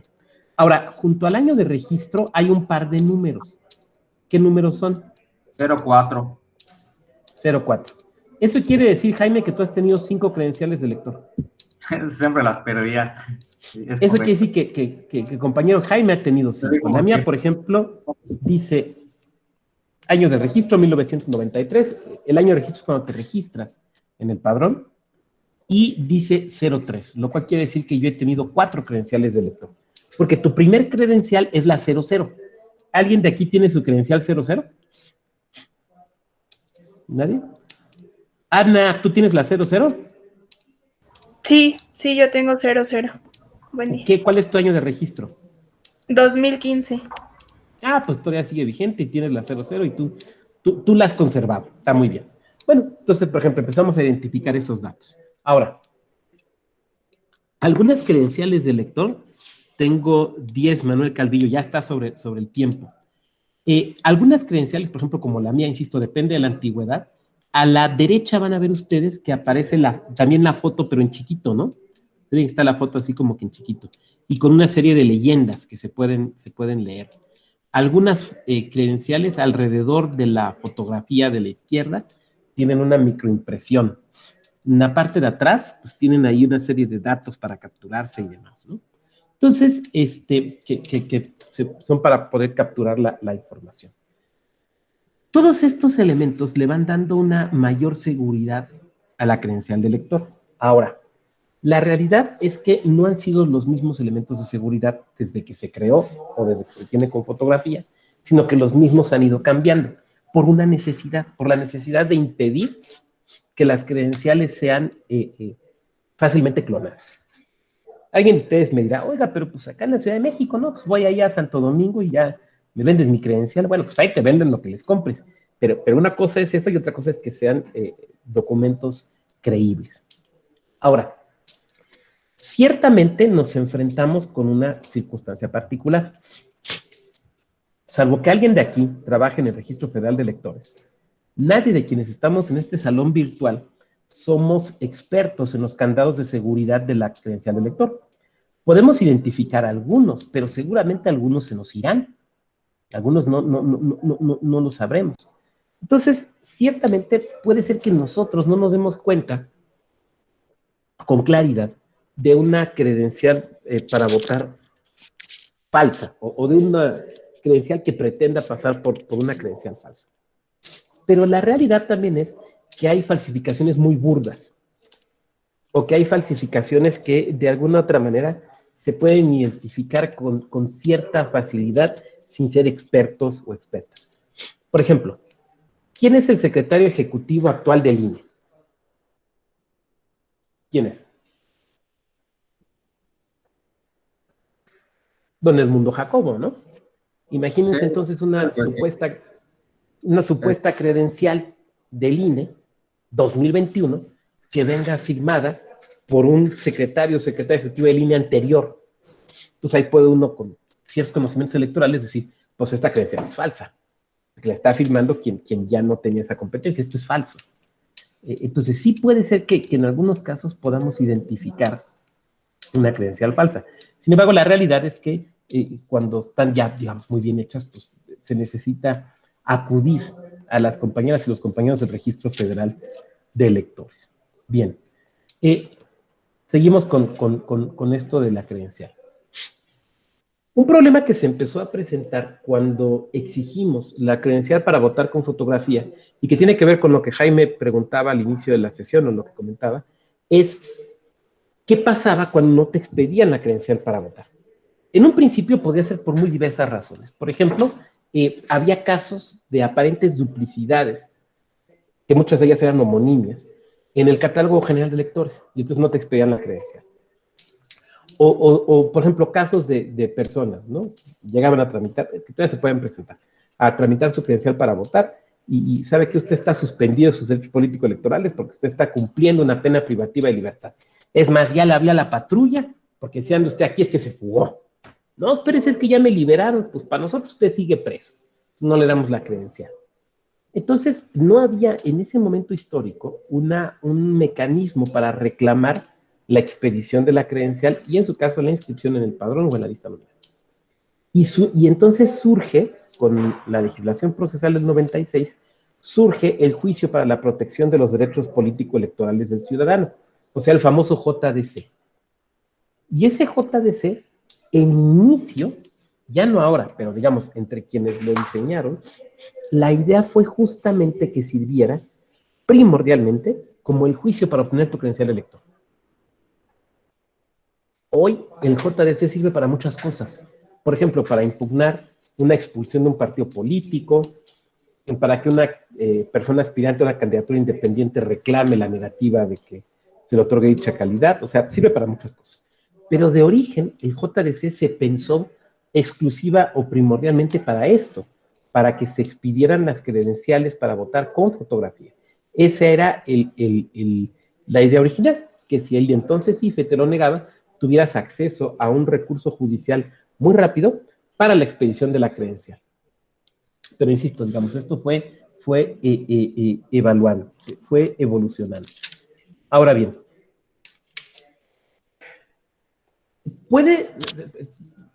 hay varias razones por las que puedes, a ver, más bien lo relaboro.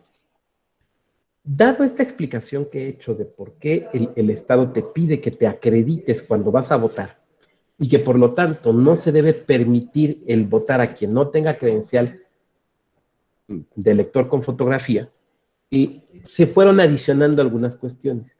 Primero, la necesidad de una vigencia de la credencial, porque no puede ser permanente, no puede ser porque se tiene que ir actualizando, porque se tiene que obligar a la ciudadanía que le ayude al propio órgano electoral, por ejemplo, para ir actualizando el padrón en cuanto a cuestiones de domicilios. Entonces se estableció una limitación temporal. La limitación que tenemos actualmente, que conocemos, es de 10 años. Segundo, la necesidad de que votes directamente en tu sección. A ver, esto nos ha presentado algunos problemas operativos por varias razones. La primera y la más importante que se nos presenta en las casillas es la siguiente. Pensemos en una de estas secciones territorialmente muy grandes que yo platicaba hace un momento. Vamos a ponerle por número para dirigirnos a ella la 0751. La 0751. Bueno, supongamos que esa sección 0751 ya se hizo un reseccionamiento y de una hicimos 3 y desaparece entonces la sección 0751 porque la numeración ya no se reutiliza, desaparece y ahora va a ser la sección 801, 802 y 803. Bueno, pero resulta que yo tengo mi credencial que todavía tiene vigencia y no voy a hacer mi trámite de obtención de una nueva credencial, que debería yo pasar de estar en la sección 751 que desapareció a estar en la sección 801. En primer lugar, el INE va a hacer una campaña muy intensa, no en todo el estado, no en todo el país, no en todo el municipio, no en toda la localidad, sino en la sección afectada, para decirle a la ciudadanía, oye, ya cambió, esta sección desapareció, ahora es esta sección, te invitamos a que vengas a hacer el trámite. Pero el INE no puede tocarte en la puerta para hacer el trámite allí. O sea, tú tienes que irlo a hacer, es lo que estoy tratando de decir. El INE te impulsa a que lo hagas, los OPLES apoyan para esto, pero no puede ir directamente, insisto, a tocarte la puerta y, pues, aquí le hago el trámite, ¿no? Mira, aquí traigo la máquina para tomarle la foto y aquí se la imprimo de una vez. No puede hacer eso todavía. Bueno, el día de la jornada electoral, tú vas a tener un problema. Me voy a poner a mí de ejemplo. Yo no acudí a los llamados del INE, a mí me vino valiendo sombrilla. Entonces yo tengo mi credencial que dice 0751, que es una credencial que sigue siendo vigente. Yo voy a llegar a la casilla, al lugar donde siempre se ha instalado aquí la casilla. Sí, mire, pues desde hace 20 años ahí en la secundaria, Héroes de Padierna, ahí se pone la casilla. Yo llego ahí a la Héroes de Padierna y, Johan, ahora tienen otro número. Ya no estoy yo en la lista nominal, ¿no? Ya me rasuraron del padrón, no quieren que vote, seguramente. Ya empezamos a pensar todas las cosas que históricamente hemos pensado. Bueno, ¿qué hago? ¿Cómo le hago para saber dónde debo de votar? Ya no actualicé mi credencial. Ya, la primera pregunta es, ¿puedo votar con esa credencial? Adelante, Jaime. Considero que sí, por la experiencia que, bueno, a mí no me pasó ese supuesto, pero por ejemplo, cuando yo tengo dificultad para encontrar mi casilla, hay una aplicación donde pongo mi dirección y me dice a qué sección corresponde, ¿no? O sea, en teoría, si está vigente, con eso se puede subsanar. Yo así lo entiendo, no sé si esté lo correcto. ¿Es cuánto?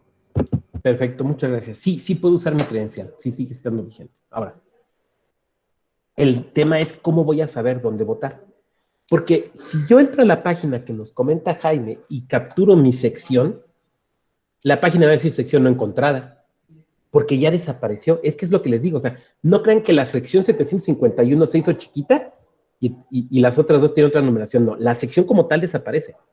Entonces ya la sección 0751 desapareció, ahora está la 801, 802, 803. Entonces si yo capturo en el buscador del INE mi sección 0751, me va a decir, not found, no encontrado, ¿no? Entonces, el INE, ¿qué es lo que hace normalmente? 1, en coordinación con el OPLE, establece un operativo en las casillas de esa sección. Por ejemplo, en el lugar donde tradicionalmente se ponían las varias casillas de la sección 751.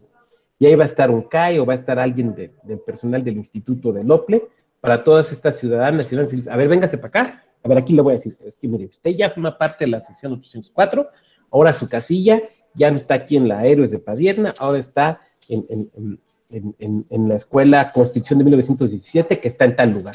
Ah, pues hasta me quedó más cerca. Sí, pues esa es parte de la idea del reseccionamiento, ¿no? Que también le quede más cerca. Entonces, se va a hacer de esa manera. Otro mecanismo que se suele utilizar es el famoso IFETEL. Tú puedes llamar, o a los números que proporcionen los soples, tú puedes llamar y decir, a ver, oiga, ¿qué pasó? Ya no encuentro mi casilla, a ver, ¿qué sección? No, pues está, mire, es que ya, ahora le toca a esta. Y por último, como bien nos recordaba Jaime, se puede utilizar allí directamente la página del INE. Ahora, ya supe en qué casilla me toca. Ya sé que dejó de existir la 751 y que ahora estoy en la 803. Ya sé que no voto en las casillas de Héroes de Padilla. Ya sé que ahora voto en las casillas, en la casilla que está en la secundaria Constitución de 1917. Y les lanzo este caso. Vamos a pensar, compañera Sandra Herrera, le voy a pedir a la compañera Sandra que me ayude. Supongamos que la compañera Sandra Herrera es la presidenta de la casilla, que ahora nada más es una, porque ya son, como son secciones nuevas, tienen poca población. Normalmente es una sola casilla. No vamos a complicarlo más. Es casilla básica. Llegamos con Sandra, llego con Sandra, que es la presidenta de la casilla básica 804, que es donde me toca ahora votar. Me formo y llego a votar con ella. Insisto, es la casilla de la sección 804, básica, que es, para no meternos en broncas, es la única. Y yo le entrego mi credencial. La causal es que la votación puede ser nula si permites votar gente que no tiene credencial. Ahora, yo tengo credencial, pero no soy de esa sección. ¿Por qué mi credencial? Acuérdense, la primera pregunta que hice hace un momento era si mi credencial seguía siendo válida. Y coincidimos que sí. Pero mi credencial dice sección 751. Entonces, compañera Sandra, ¿qué debe usted hacer? ¿Me permite el voto o no me permite el voto?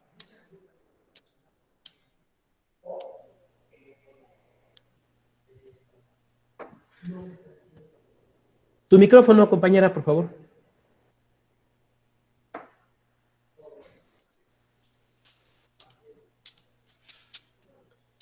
Híjole, perdón, compañera, yo no te escucho. No sé si las y los demás te escuchen.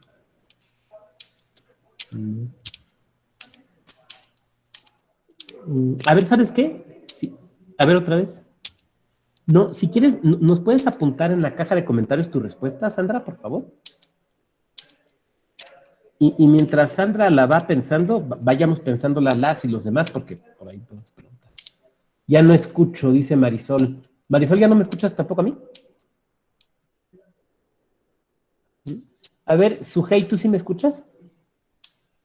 Ok, perfecto. Bueno, a lo mejor es un problema de algunos internets. Marisol. Bien. La compañera, sí, no, la compañera no se le escucha.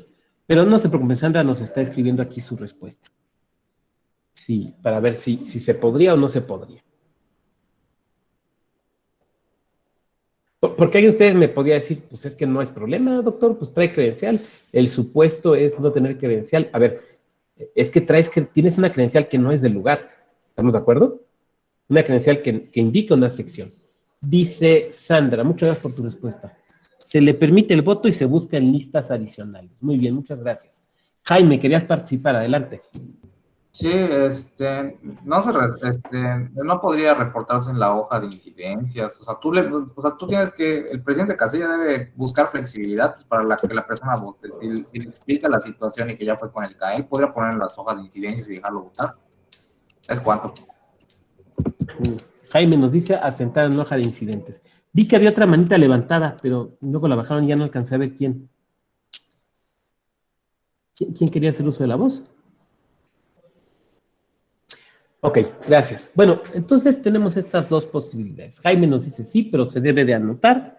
Y Sandra nos dice se le permite el voto y se buscan listas adicionales. A ver, ¿se acuerdan que yo comentaba que respecto de esta causal de nulidad, el principio es el de certeza? El principio que tenemos que tutelar, ¿no? Entonces, la certeza aquí implica saber quién votó y tener la certeza de que esa persona debía votar allí y no en otro lado. Sandra muy probablemente sabe seguramente se lo comentaban en la capacitación como presidenta de esa mesa directiva de casilla, y además porque vive en el lugar, sabe que desapareció la 751. Sabe también que se generaron estas nuevas secciones, 801, 802, 803 y la 804. Lo sabe. Ahora, mi pregunta es, ¿cómo sabe Sandra que yo voto en su casilla, en la 804? Porque mi credencial sigue diciendo 0751. Pero yo puede ser que tenga que votar en 801, 802, 803, 804. Entonces, ¿cómo sabe Sandra que yo debo votar allí y no en 803 o no en 801? ¿Cómo lo vas a ver? Adelante, Sujei. Se me ocurre tal vez por la dirección de su credencial. Por la dirección de su Lo único credencial. que se me ocurre, a pesar quizá de que las otras casillas que en el supuesto que comenta estén también relativamente cercanas, a lo mejor esa es la más cercana al domicilio que tiene su credencial. Podría parecer un buen criterio, pero bueno, también por otra parte sabemos que no necesariamente es la cercanía, ¿no? Porque pues, puede ser algún otro parámetro, pero bueno, ahí tendríamos uno. ¿Alguien más? Por la lista nominal. La lista nominal. A ver, yo no actualicé mi credencial, ¿estamos de acuerdo? Yo no fui a actualizarla. El INE me buscó, el OPT, ahí me anduvieron, porque hasta se contrata perifoneos y cosas por el estilo, ¿no? El chiste es que no obedecí, no acudí. Pero eso no quiere decir que el INE no haya hecho el reseccionamiento. El INE hizo el reseccionamiento. El INE, al hacer el reseccionamiento, sabe cuántos ciudadanos quedan en cada sección y qué ciudadanos son. Entonces, cuando el INE genera la lista nominal nueva, ya no genera una lista nominal de la 0751, ¿estamos de acuerdo? Sino genera una lista nominal de cada sección.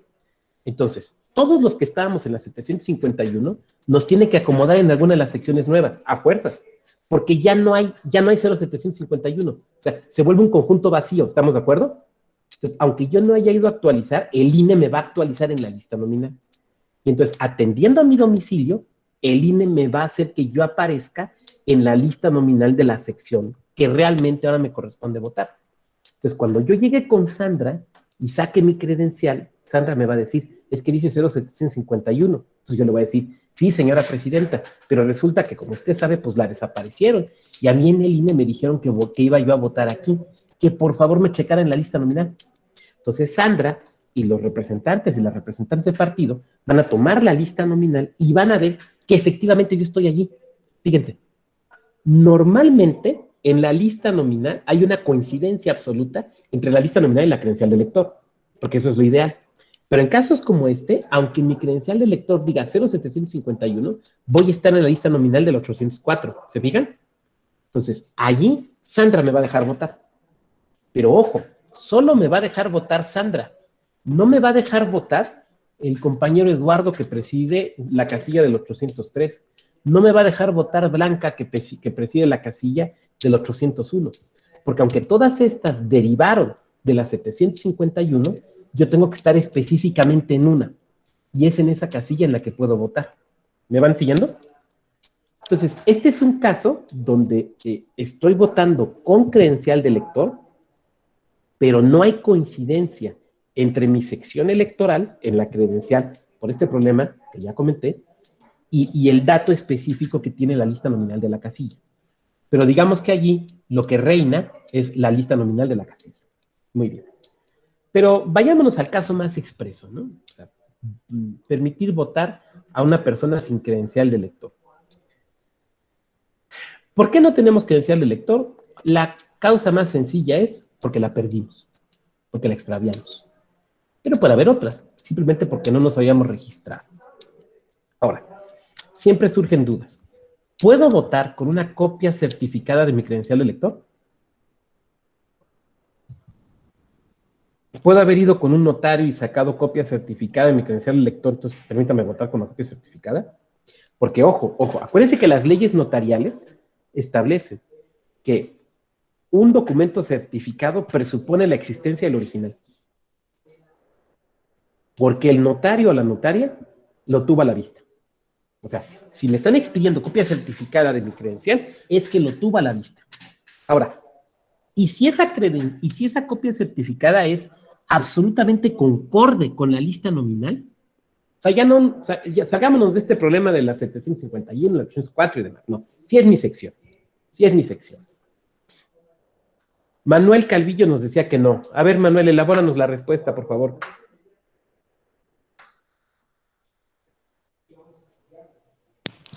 Sí, buenos días. ¿Sí me escuchan? Yo considero que no podría votar con un documento que no fuera el original o con un juicio. Solo sería la única forma en que podría votar. Perfecto, Manuel. Pues bueno. Muchas gracias. Ahora, ¿qué pasa? Podría votar el promovido en el JRC. Sí, ahorita llegamos al caso del JRC. Quiero abordar primero a algunos otros que se nos han presentado, ¿no?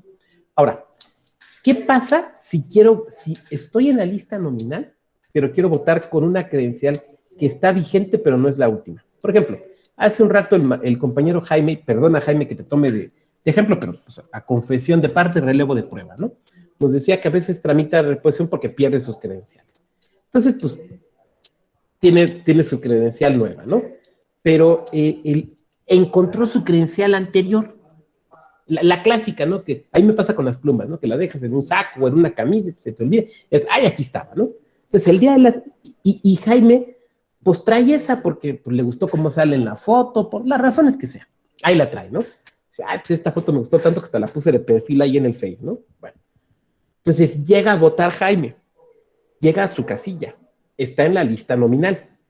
La credencial que trae en la mano dice que todavía es vigente. Pero no es la última credencial, es la penúltima, ¿no? ¿Puede votar o no puede votar? No podría votar porque no es la actualizada, dice Manuel. Pero, pues, ¿qué no el supuesto es permitir votar sin credencial? Porque sí trae credencial. A ver, Sujei y luego Jaime. Manuel aquí nos ha escrito que no puede. Pues bien, como lo Sujei, comentaba hace un momento, nos vamos al supuesto de la lista nominal. En la lista nominal no va a aparecer el registro de esa credencial, va a aparecer la más actualizada y por tanto no va a coincidir en algunos datos, como por ejemplo el que nos mencionaba hace un momento de cuántas credenciales tiene o ha tenido la persona, o por ahí tal vez la foto, o sea, datos no van a coincidir y por tanto lo más seguro es que no le permitan votar aunque esté presentando una credencial vigente. Perfecto, Sujei, muchas gracias. Jaime. Coincido con su jefe y finalmente lo que se busca con este tipo de renovación y la lista nominal es precisamente que no se cometa un delito, porque nadie puede votar dos veces en la misma elección. Imagínate si otra persona, bueno, saldría registrado que ya votó, ¿no? Bueno, supongo. Yo coincido con su jefe, es cuanto. Perfecto, Jaime. No, perdón, Manuel Calvillo, Manuel. Perdón, bueno, y también para proteger, digamos, la honestidad, digamos, tener dos credenciales ya implicaría ya una situación anómala, ¿no? Alguien podría prestarse a un mal uso, ¿no? O sea, votar doble, ¿no? Perfecto, muchas gracias, Manuel. Y creo que lo que Manuel, Jaime y también Sujei han comentado tiene que ver con el valor que estamos comentando, que es la certeza. La absoluta certeza de quién votó. O sea, no solamente de cuántos votos, o digamos de otra manera, sí de cuántos votos, pero quién votó. A ver, es que tenemos que ver algo. Las causales de nulidades que estamos viendo, en este caso, la del inciso G, la de votar sin fotografía, votar sin credencial, es una causal de nulidad que sucede en un momento específico de la jornada electoral. Esta causal se presenta cuando estamos en el desarrollo de la votación. Hay causales que se presentan en la instalación de la casilla. Por ejemplo, instalar en lugar no aprobado, ¿no? Por ejemplo. Hay causales que se presentan en el transcurso de la votación, como las que nos toca ver. Hay causales que se presentan después de la votación. Por ejemplo, realizar el escrutinio y cómputo en lugar distinto del autorizado. Entonces, aquí tenemos la certeza, se refiere al momento específico de la jornada electoral en la que estamos. Aquí consiste la certeza en saber cuántos votaron, pero también quiénes votaron. Ese quiénes votaron no puede dejarnos lugar a duda. No puede dejarnos lugar a duda. Entonces, para que no nos deje lugar a duda, el compañero Jaime tiene que votar con su última credencial.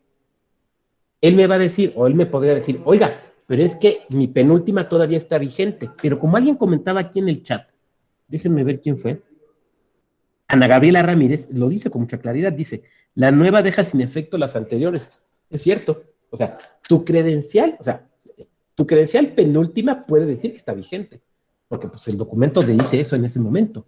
Pero en cuanto tú tramitaste la última y te la dan, la penúltima deja de estar vigente. ¿Me van siguiendo? Que además es un principio del derecho, tampoco es algo tan difícil de entender. O sea, el último testamento mata a los anteriores, ¿no? Pues aquí sucede exactamente igual. La última credencial mata a los anteriores. Pero Jaime me podría decir, oiga, pero sí soy yo. Mire, en la foto me parezco. Pero no, es que el documento rey en el momento de la jornada electoral es la lista nominal. Y en la lista nominal, los datos que vienen son los de la credencial vigente, no los de la credencial anterior. Entonces, habrá la presidenta o el presidente Casilla, muy comedidamente le deberá decir a don Jaime, mire usted, esta no es su credencial vigente, por favor vaya a su casa, cuando tenga la credencial vigente y venga. Oiga, y con copia certificada, no. Oiga, aquí están mis vecinos que dicen, no, perdón, tiene usted que traer su credencial vigente. Esta ya no es una credencial vigente. Tan es así que recuerden la ley, ¿cómo le llama? Credencial para votar vigente. Vigente. Entonces, ¿la vigente cuál es? La última. Esa es la vigente. Punto. Adelante, Manuel, te escuchamos. Miren, quería compartir esta cuestión de la vigencia y la certeza que genera, ¿no? Por ejemplo, a mí se me venció una credencial elector en diciembre pasado, la fui a tramitar la nueva, y bueno, el trámite, digamos, ya dejó sin efecto la anterior. Tenía una identificación que me servía para algunos trámites, pero digamos, quise hacer una recuperación de una tarjeta de puntos de Aeroméxico. O sea, yo les mandaba fotocopias de la anterior y nomás no me la pasaban. Decían, no, manden nosotros, mejor el pasaporte. Y dije, ¿y por qué? Pues si ahí está vigente. O sea, no me lo decían, pero verificaban ellos en el INE la actualización. O sea, fui también a hacer otro trámite y tampoco me la pasaron. A pesar de que todavía no me entregaban la nueva, pero ya estaba el trámite de que le estaba dando de baja. Entonces, si instituciones comerciales le dan certeza, le dan mucho valor de certeza a ese documento, a los medios que tienen para consultar, con más razón nuestras instituciones electorales le tienen que dar esa certeza, ¿no? Esa confianza a sus propias listas nominales que están actualizadas, ¿no? Es cuanto, doctor. Muchas gracias, Manuel. Bueno, pues lo has explicado de forma muy, muy clara, no podría yo añadir nada más. Adelante, Jaime. Aprovechando, a ver si lo alcanzamos, creo que está relacionada con esta causal de nulidad, la número G. Estaba comentando que pues el principio a proteger es la certeza, ¿no? No solo que no la tenga, sino efectivamente es la persona que tiene el derecho a votar y que coincida, ¿no? Es un supuesto, ¿no? Para no herir susceptibilidades, supongamos que me llegase a pasar a mí, ¿no? Porque le puede pasar a cualquiera técnicamente, ¿no? No es muy común en algunos estados, puede llegar a ser pasar. Yo tengo mi credencial, pero pues tal vez yo en este año estoy pasando por un proceso de transición, ¿no? Y no me identifico con mi identidad y empiezo a tomar hormonas, me rasuro, ¿no? Y pues caen las elecciones. Técnicamente mi credencial anterior es vigente. Si yo voy y el presidente no podría negarme a votar, aunque mi imagen no coincida con mi nueva identidad de género, es cuanto de mi duda. Gracias, Jaime. Sí, es el famoso protocolo trans del INE, ¿no? Que permite justamente respetar estas identidades que uno puede asumir. Sí, desde luego, desde luego. Y qué bueno que lo puntualizas. Hay otro caso, en este caso que les voy a platicar, se presenta poco, pero sí se presenta, y vale la pena tomarlo en cuenta. los errores de seccionamiento. A ver, es el caso típico, ¿no? Un matrimonio que vive con o una pareja que vive con 2 hijos, y todos son mayores de edad, entonces todos tramitan su credencial. Y como todos viven en el mismo domicilio, pues todos asumen que les toca votar en la misma casilla, ¿no? O en la misma sección, aunque pasen básicas o contiguas, dependiendo los apellidos, ¿no? Entonces ahí van. Y supongamos un caso muy sencillo. A todos les toca votar en la casilla 0404 contigua 2, para no... Allá se enfila, ¿no? Y a la hora de la hora, a la mamá no la dejan votar. Oiga, ¿cómo no me...? No, pues no está usted en la lista nominal. Pues, ¿cómo que no? A ver, ¿qué pasó? Entonces checan y resulta que su credencial dice que está en la sección 405 y no en la 404. Aunque tenga el mismo domicilio que el resto de su familia, porque viven en el mismo lugar. Estos casos se llegan a presentar, sí, son poco comunes, pero sí se llegan a presentar cuando hay algún error respecto al registro o algún error en los reseccionamientos. En esos casos, aunque tengan el mismo domicilio que las demás personas que integran el núcleo familiar, no pueden votar en esa casilla. O sea, la señora no puede decirle al presidente o a la presidenta de casilla, oiga, pero vea, mi señor está votando aquí, mis hijos están votando aquí, todos tenemos el mismo domicilio, vea la credencial, tiene el mismo domicilio. Sí, señora, disculpe, muy seguramente es un error de que nadie se dio, ni el órgano administrativo, ni usted tampoco se dio cuenta, pero usted tiene que ir a votar a donde está su boleta. Y su boleta no está en esta sección 404, su boleta está en la sección 405. ¿Por qué razón? Porque ya lo comentaba yo hace un rato, el dato electoral no es tanto el domicilio, es la sección. Entonces, ahí a lo que hay que hacerle caso es a la sección. Ya después, ya al día siguiente que abran los módulos, ir a hacer, decirle al INE, oye, está mal mi credencial, actualízamela, o sea, ya, pero por lo pronto tú no puedes votar en esa sección.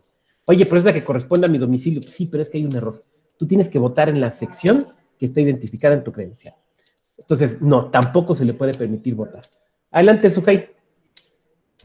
Sí, nada más como para mencionar también, las listas nominales, si no me equivoco, también van de acuerdo al apellido, ¿no? Van alfabéticamente organizadas, es decir, la primer casilla probablemente le va a tocar a los de apellido A la M, por ejemplo, ¿no? Y de la N al siguiente, o podría ser también a la M, porque recordando que son de 750 personas, pues igual y todavía quedan personas de la M y se van hasta la P, o sea, esa parte también habría que verla, porque en el caso que usted comenta, pues igual y mi mamá su apellido no va a empezar igual que el mío, ¿no? Por ejemplo, el de mi mamá podría empezar con la C y el mío empieza con la Q, obviamente no vamos a coincidir en la misma casilla. Y aparte tenía una pregunta. El IFE era antes el INE, bueno, el IFE, ¿cada qué tiempo actualizaba sus listas nominales? Mi pregunta es porque en el 2013, 2014, no recuerdo exactamente qué año fue, a mí sí me tocó ver una persona que votó en 2 casillas, porque tenía 2 credenciales. Entonces, ahorita que estábamos mencionando todo esto de la lista y de las vigencias y todo eso, entonces me llamó la atención porque por el año seguía siendo IFE.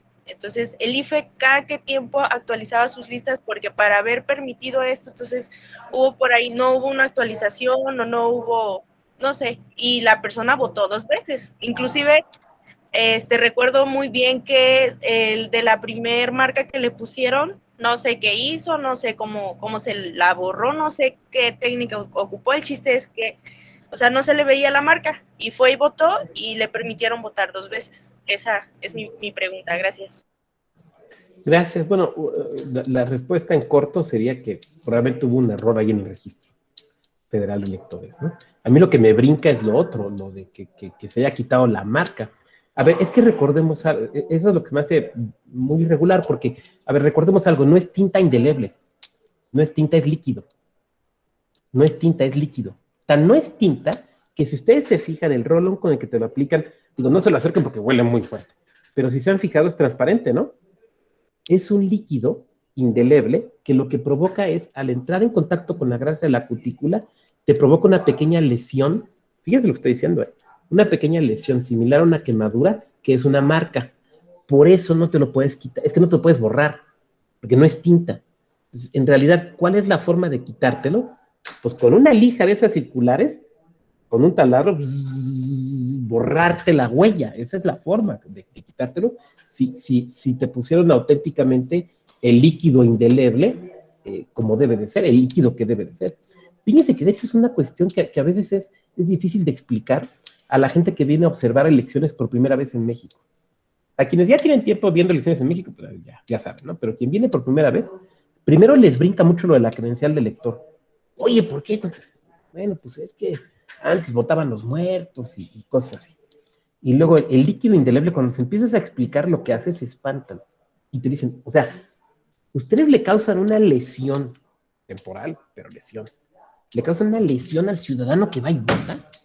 A la ciudadana que va y cumple con su obligación, le causas una lesión temporal en el dedo. Pues sí. ¿Y por qué hacen eso? Pues para que no vote doble. ¿Pero y por qué querría votar doble? Pues ahí te tienes que poner a explicar. Es que fíjese que en la historia política de ahí tienes que ponerte a explicar muchas cosas que aquí no es necesario explicar porque ustedes ya se las saben, ¿no? Pero ahí me suena, digo, lo primero me suena a un error de lo que nos narras, Sujei. Lo segundo me suena ya a una situación un poco más complicada. O sea, yo en lo personal no conozco un solo caso de gente que se le haya borrado así inmediatamente o se haya podido quitar el líquido indeleble. Sí he sabido de casos de gente que se le queda la marca. Cuando, insisto, en mi época en mi vida de consejero electoral, nuestro coordinador de informática, que ahora es director de organización, se le quedó, de una vez que fue a votar, de este lado se le quedó como con marcadito aquí. O sea, no todo el dedo, sino nada más aquí. Y nunca se le ha quitado. A lo mejor se va con un dermatólogo, una dermatóloga, es que nunca hay. Por cierto, que es la única persona que conozco que se sabe de memoria su clave de lector. O sea, uno se sabe el RFC, a lo mejor el CURP, pero él se sabe la clave del lector también. Muy bien, estamos llegando al final de nuestra sesión. Entonces, aunque lo hemos hecho, y un poco es la idea, así como interactivo, quisiera dedicar estos minutos finales a preguntas, comentarios, reflexiones que quieran hacer, agradeciéndoles desde luego ya los comentarios que han hecho, que son muy ilustrativos, desde luego. Pero lo que hemos visto hasta este momento, alguna pregunta, algún comentario, alguna reflexión. Tenemos a Roberto. ¿Alguien más? Por lo menos tener dos manitas levantadas. Está Roberto. ¿Alguien más? Nadie. Entonces adelante, Roberto, te escuchamos. Sí, yo nada más quería hacer el comentario que creo que aquí hay dos vertientes, ¿no? Por un lado, la causal está relacionada con la, digamos, responsabilidad de los funcionarios de la mesa directiva de casilla. Y también, por otro lado, está la responsabilidad del ciudadano. Los casos que he escuchado que hablan de que se ha permitido que voten 2 veces y demás, pues es una clara intención del ciudadano de cometer un ilícito, al final de cuentas. Pero también se puede dar la situación que es el ciudadano quien de buena fe pues acude a la casilla y por alguna situación no puede votar. En lo personal, por ejemplo, cuando saqué mi credencial en el año de la elección, saco mi credencial, voy a la elección, siendo mi primera elección, y yo contento, ¿no? Ya traigo mi identificación, me presento a la casilla y el presidente no me permite votar. Y él me dice, es que no estás en la lista nominal. Y pues ya pasó la elección, ya no voté. Hago una llamada al número del IFE en ese entonces y me dice, no, sí, dice, pues es que es el trámite administrativo de entre que se emite la credencial hasta que llega tu información a la lista nominal. Ese hecho, de alguna manera, impidió que yo ejerciera mi voto. Pero también está la responsabilidad de que yo como ciudadano debí de cerciorarme de estar en la lista nominal cuando me di de alta, y eso es una realidad que muchas veces no lo asumimos como ciudadanos, de buscar que nos encontremos en la lista, cerciorarnos que estamos en la lista para poder ejercer nuestro voto el día de la elección. Y bueno, le decía, la otra vertiente, ¿no? Que hay otros ciudadanos que intentan burlar, no sé, por ejemplo, utilizar los marcadores, no sé, todo eso ya cae, yo creo que en el terreno de la intención, de la mala fe que tiene el ciudadano de salirse de las reglas y vaya, no ejercer correctamente su derecho. Es mi comentario. Muchas gracias, Roberto. Y por eso es muy interesante lo que tú nos platicas, lo que nos decía hace un momento Sujei, porque yo puedo decir, bueno, a mí no me ha tocado ver, pero mi experiencia es limitada.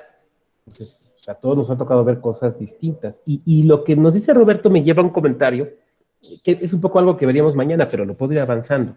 A ver, ya ven que cuando vienen las elecciones, el INE echa a andar una causa que se llama, una campaña que se llama la campaña intensa de credencialización, que te bombardean de anuncios de que vente a sacar tu credencial, y que ya vas a cumplir 18 años, y que si cambiaste de domicilio y demás. Y todo esto lo hace el INE con una antelación necesaria para dos cosas. Primera, para poder producir las credenciales y entregarlas. Segunda, para que se actualice la lista nominal. Para garantizar que quien ya obtuvo su credencial el último día para obtenerla, efectivamente esté en la lista nominal. Sin embargo, pueden pasar situaciones como las que Roberto nos dice, y por esa razón el INE hace un esfuerzo por la verificación de la lista nominal. Si se acuerdan, pues antes mucho lo que se hacía es que afuera de las tienditas, ¿no? Se ponían ahí unas tablas con la lista para que te checaras a ver si estabas, ¿no? Y ahora normalmente lo que se hace es que te metes a la página del INE, ¿no? Y está ahí el apartado, la pestañita para la verificación, o llamas al IFETEL. Pero sí, desde luego sucede lo que dice Roberto. Miren, les voy a platicar una anécdota que conocí de primera mano. En un estado, por un partido político, compite para gobernador, y es un caso real, un abogado laboralista. A lo mejor esto lo explica la anécdota porque no se dedicaba a la electoral. Tenía su credencial para votar, se registra y toda la cosa. Pero cuando va a votar, no lo dejan votar en su casilla. Y ya se imaginarán la que armó. ¿Cómo es posible? Si soy el candidato, me rasuraron, el aparato está en mi contra, todo lo que se hace. ¿Saben qué pasó? Que su credencial no estaba actualizada. Y el señor no había verificado. O sea, en el caso de Roberto, Roberto lo daba por sentado porque la acababa de obtener. Pero este era un señor que su credencial se había vencido por un tema de vigencia. Y por eso es importante distinguir, entiendo que ustedes lo sabrán, y si no podemos profundizar el día de mañana, profundizar distinguir entre la lista nominal y el padrón. Por eso no todas las personas que están en el padrón están en la lista nominal. Que para estar en la lista nominal tienes que tener tu credencial vigente. ¿Me van siguiendo? ¿Y qué es lo que se tiene en las casillas? No se tiene el padrón, se tiene la lista. Porque la lista nominal es la ciudadanía que tiene el documento idóneo para ejercer su derecho a votar. Bien, muchas gracias, Roberto. ¿Alguien más?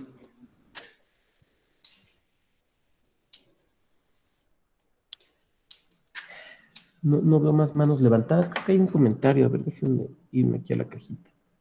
Llevó el en su bolsillo, ¿no? Pues es que está bastante irregular, eso sí, de lo del líquido indeleble. Bueno, si no hubiera algún otro comentario. Adelante, Jaime, sí, te escuchamos. Hablando de las medidas de seguridad, algo que me llama la atención, y pues fue una experiencia que tuve, no sé si no sé si fue adrede o por falta de capacitación. Me he fijado que en mi INE atrás hay un apartado especial donde con una pinza como que checan si ya votaste, tu INE ya está marcada que se utilizó. Lo que me llamó la atención en estas últimas elecciones que yo participé, 2021, no sé si fue falta de capacitación, la verdad no sé si fue dolo, o sea, como que lo hicieron como que borroso, muy aleve a lo presupuesto, extraño de que no lo marcaran bien. En cambio, si mi consulta popular, las elecciones del 18 está súper marcado, entonces me llamó mucho la atención que en estas del 21, o sea, o sea, casi no lo ves, o sea, hicieron una cosa y ya, es cuantos de lo que quería comentar. Gracias, Jaime. Sí, es el tema de la marcadora de credencial. Me está apareciendo aquí algo. De la marcadora de credencial. De hecho, mañana les voy a poner un caso justamente de marcadora de credencial. Es una de las medidas que tenemos para asegurar que la persona no vote doble, ¿no? O sea, el líquido indeleble y la marca en la credencial. Muchas gracias. Adelante, Diego.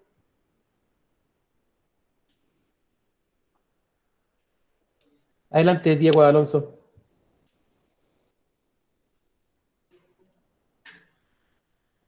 Tu micrófono, Diego. Ah, se salió de la reunión. Bueno, algo por ahí debe haber votado. Vi que alguna compañera había levantado la mano también, pero ya no me aparece. No sé quién sea. Marisol, adelante, Marisol. Hola, muchas gracias. No, solo para compartir, en relación a mi sección electoral, sigue siendo la misma, pero en 2 ocasiones, derivado de la redistritación y la demarcación geográfica en la que corresponde cada una, me han cambiado, bueno, pertenezco ya a otro distrito electoral y a su vez también me ha cambiado el domicilio, de la casilla en la que tengo que acudir a votar. Perfecto, muchas gracias por compartirlo, Marisol. Y es que, digo, esto seguramente ya lo vieron, pero en ocasiones ahora las casillas las hemos tenido que cambiar, no ya por un problema de reseccionamiento, sino por un problema de accesibilidad. O sea, por ejemplo, hay lugares donde dicen, no, pues en esta escuela tenemos 30 años votando, ¿no? ¿Por qué la movieron? Bueno, pues porque cuando se decidió hace 30 años que se pusiera aquí la casilla, pues los parámetros han cambiado. Ahora tenemos que verificar la accesibilidad. Piensen en ciudades como Zacatecas o como Guanajuato, que pues son ciudades muy empinadas, hay cerros y demás. Entonces, pues de repente había que subir 50 escaleras, ¿no? Pero ahora un parámetro importante es la accesibilidad, entonces pues tenemos que mover la casilla. Sí, muchas gracias, Marisol. Adelante, Sujei. Sí, por último, respecto a la anécdota que yo comenté de esta persona que votó 2 veces, pues, por ejemplo, ahorita que el compañero Jaime mencionaba lo de la marca de la credencial, pues obviamente de esta persona no se iban a dar cuenta que ya había votado en otra casilla porque tenía 2 credenciales, o sea, él votó en una casilla con una credencial y en la otra con su otra credencial. Por eso era mi pregunta de que en aquel entonces cada qué tiempo actualizaban las listas nominales. Y respecto a la tinta, yo sí me he dado cuenta que, bueno, sí queda una ligera marca, pero al menos en mi caso, la marca de la tinta fue muy, pero muy ligera, o sea, realmente no se me notaba. Y, por ejemplo, tuve compañeros y amigos cercanos que de verdad se les veía bien, les duró una semana y media para que se les quitara, y a mí en cuestión de día y medio o 2 días ya no se me notaba nada. Entonces yo creo que eso de la tinta también depende mucho de no sé, del pH de la persona o cuestiones así, porque pues tal vez en aquel momento esta persona también, porque lo que sí recuerdo es que sí se estuvo tallando mucho el dedo, así como en el pantalón, en la mesa, en donde podía, para borrarse la tinta o lo más que pudo borrarse. Entonces sí es algo real, pero pues fue hace mucho tiempo. Entonces ahorita yo sí creo que el INE tiene como que estas medidas de seguridad más fuertes como para evitar este tipo de situaciones, pero en aquel momento sí. Y ahorita que ya lo estamos analizando, pues sí me llama mucho la atención que esta persona lo hizo. Y bueno, esto más allá de un error tal vez del instituto, pues también es una cuestión cívica de la persona, ¿no? Sabe que estuvo mal, pero pues así lo hizo. Entonces, en cuestión de la tinta, pues yo creo que depende mucho de la persona, y en cuestión de los números, pues es que esta persona tenía sus 2 credenciales. Muchas gracias. Y en la lista nominal, a lo mejor no di respuesta concreta a tu pregunta y te ofrezco una disculpa. La verdad es que todo el tiempo está actualizando, porque todo el tiempo hay gente que fallece, hay gente que se registra por primera vez, hay credenciales que caducan, esto es constante, entonces el INE lo tiene que estar haciendo todo el tiempo. De hecho, esa es una de las razones por las que, por ejemplo, hay ocasiones extraordinarias en las que el INE amplía la vigencia de las credenciales que están por caducar. El ejemplo fue el año pasado. O sea, tuvimos elecciones el año pasado en medio de la pandemia, o las elecciones de Coahuila, que fue el otro estado, Hidalgo, ¿no? En 2020. Frente a esta situación de pandemia que durante un tiempo estuvieron cerrados los módulos o solamente se podía acceder a ellos mediante cita, pues el INE lo que dijo fue, vamos a ampliar la vigencia de las credenciales que estaban venciendo, vamos a ampliarlas para que puedan votar en esta elección. Pero por acuerdo general del INE para facilitar justamente el ejercicio del derecho al voto en medio de estas circunstancias extraordinarias. Bien, si no hubiera alguna otra duda, pregunta o comentario, les quiero agradecer la sesión de hoy.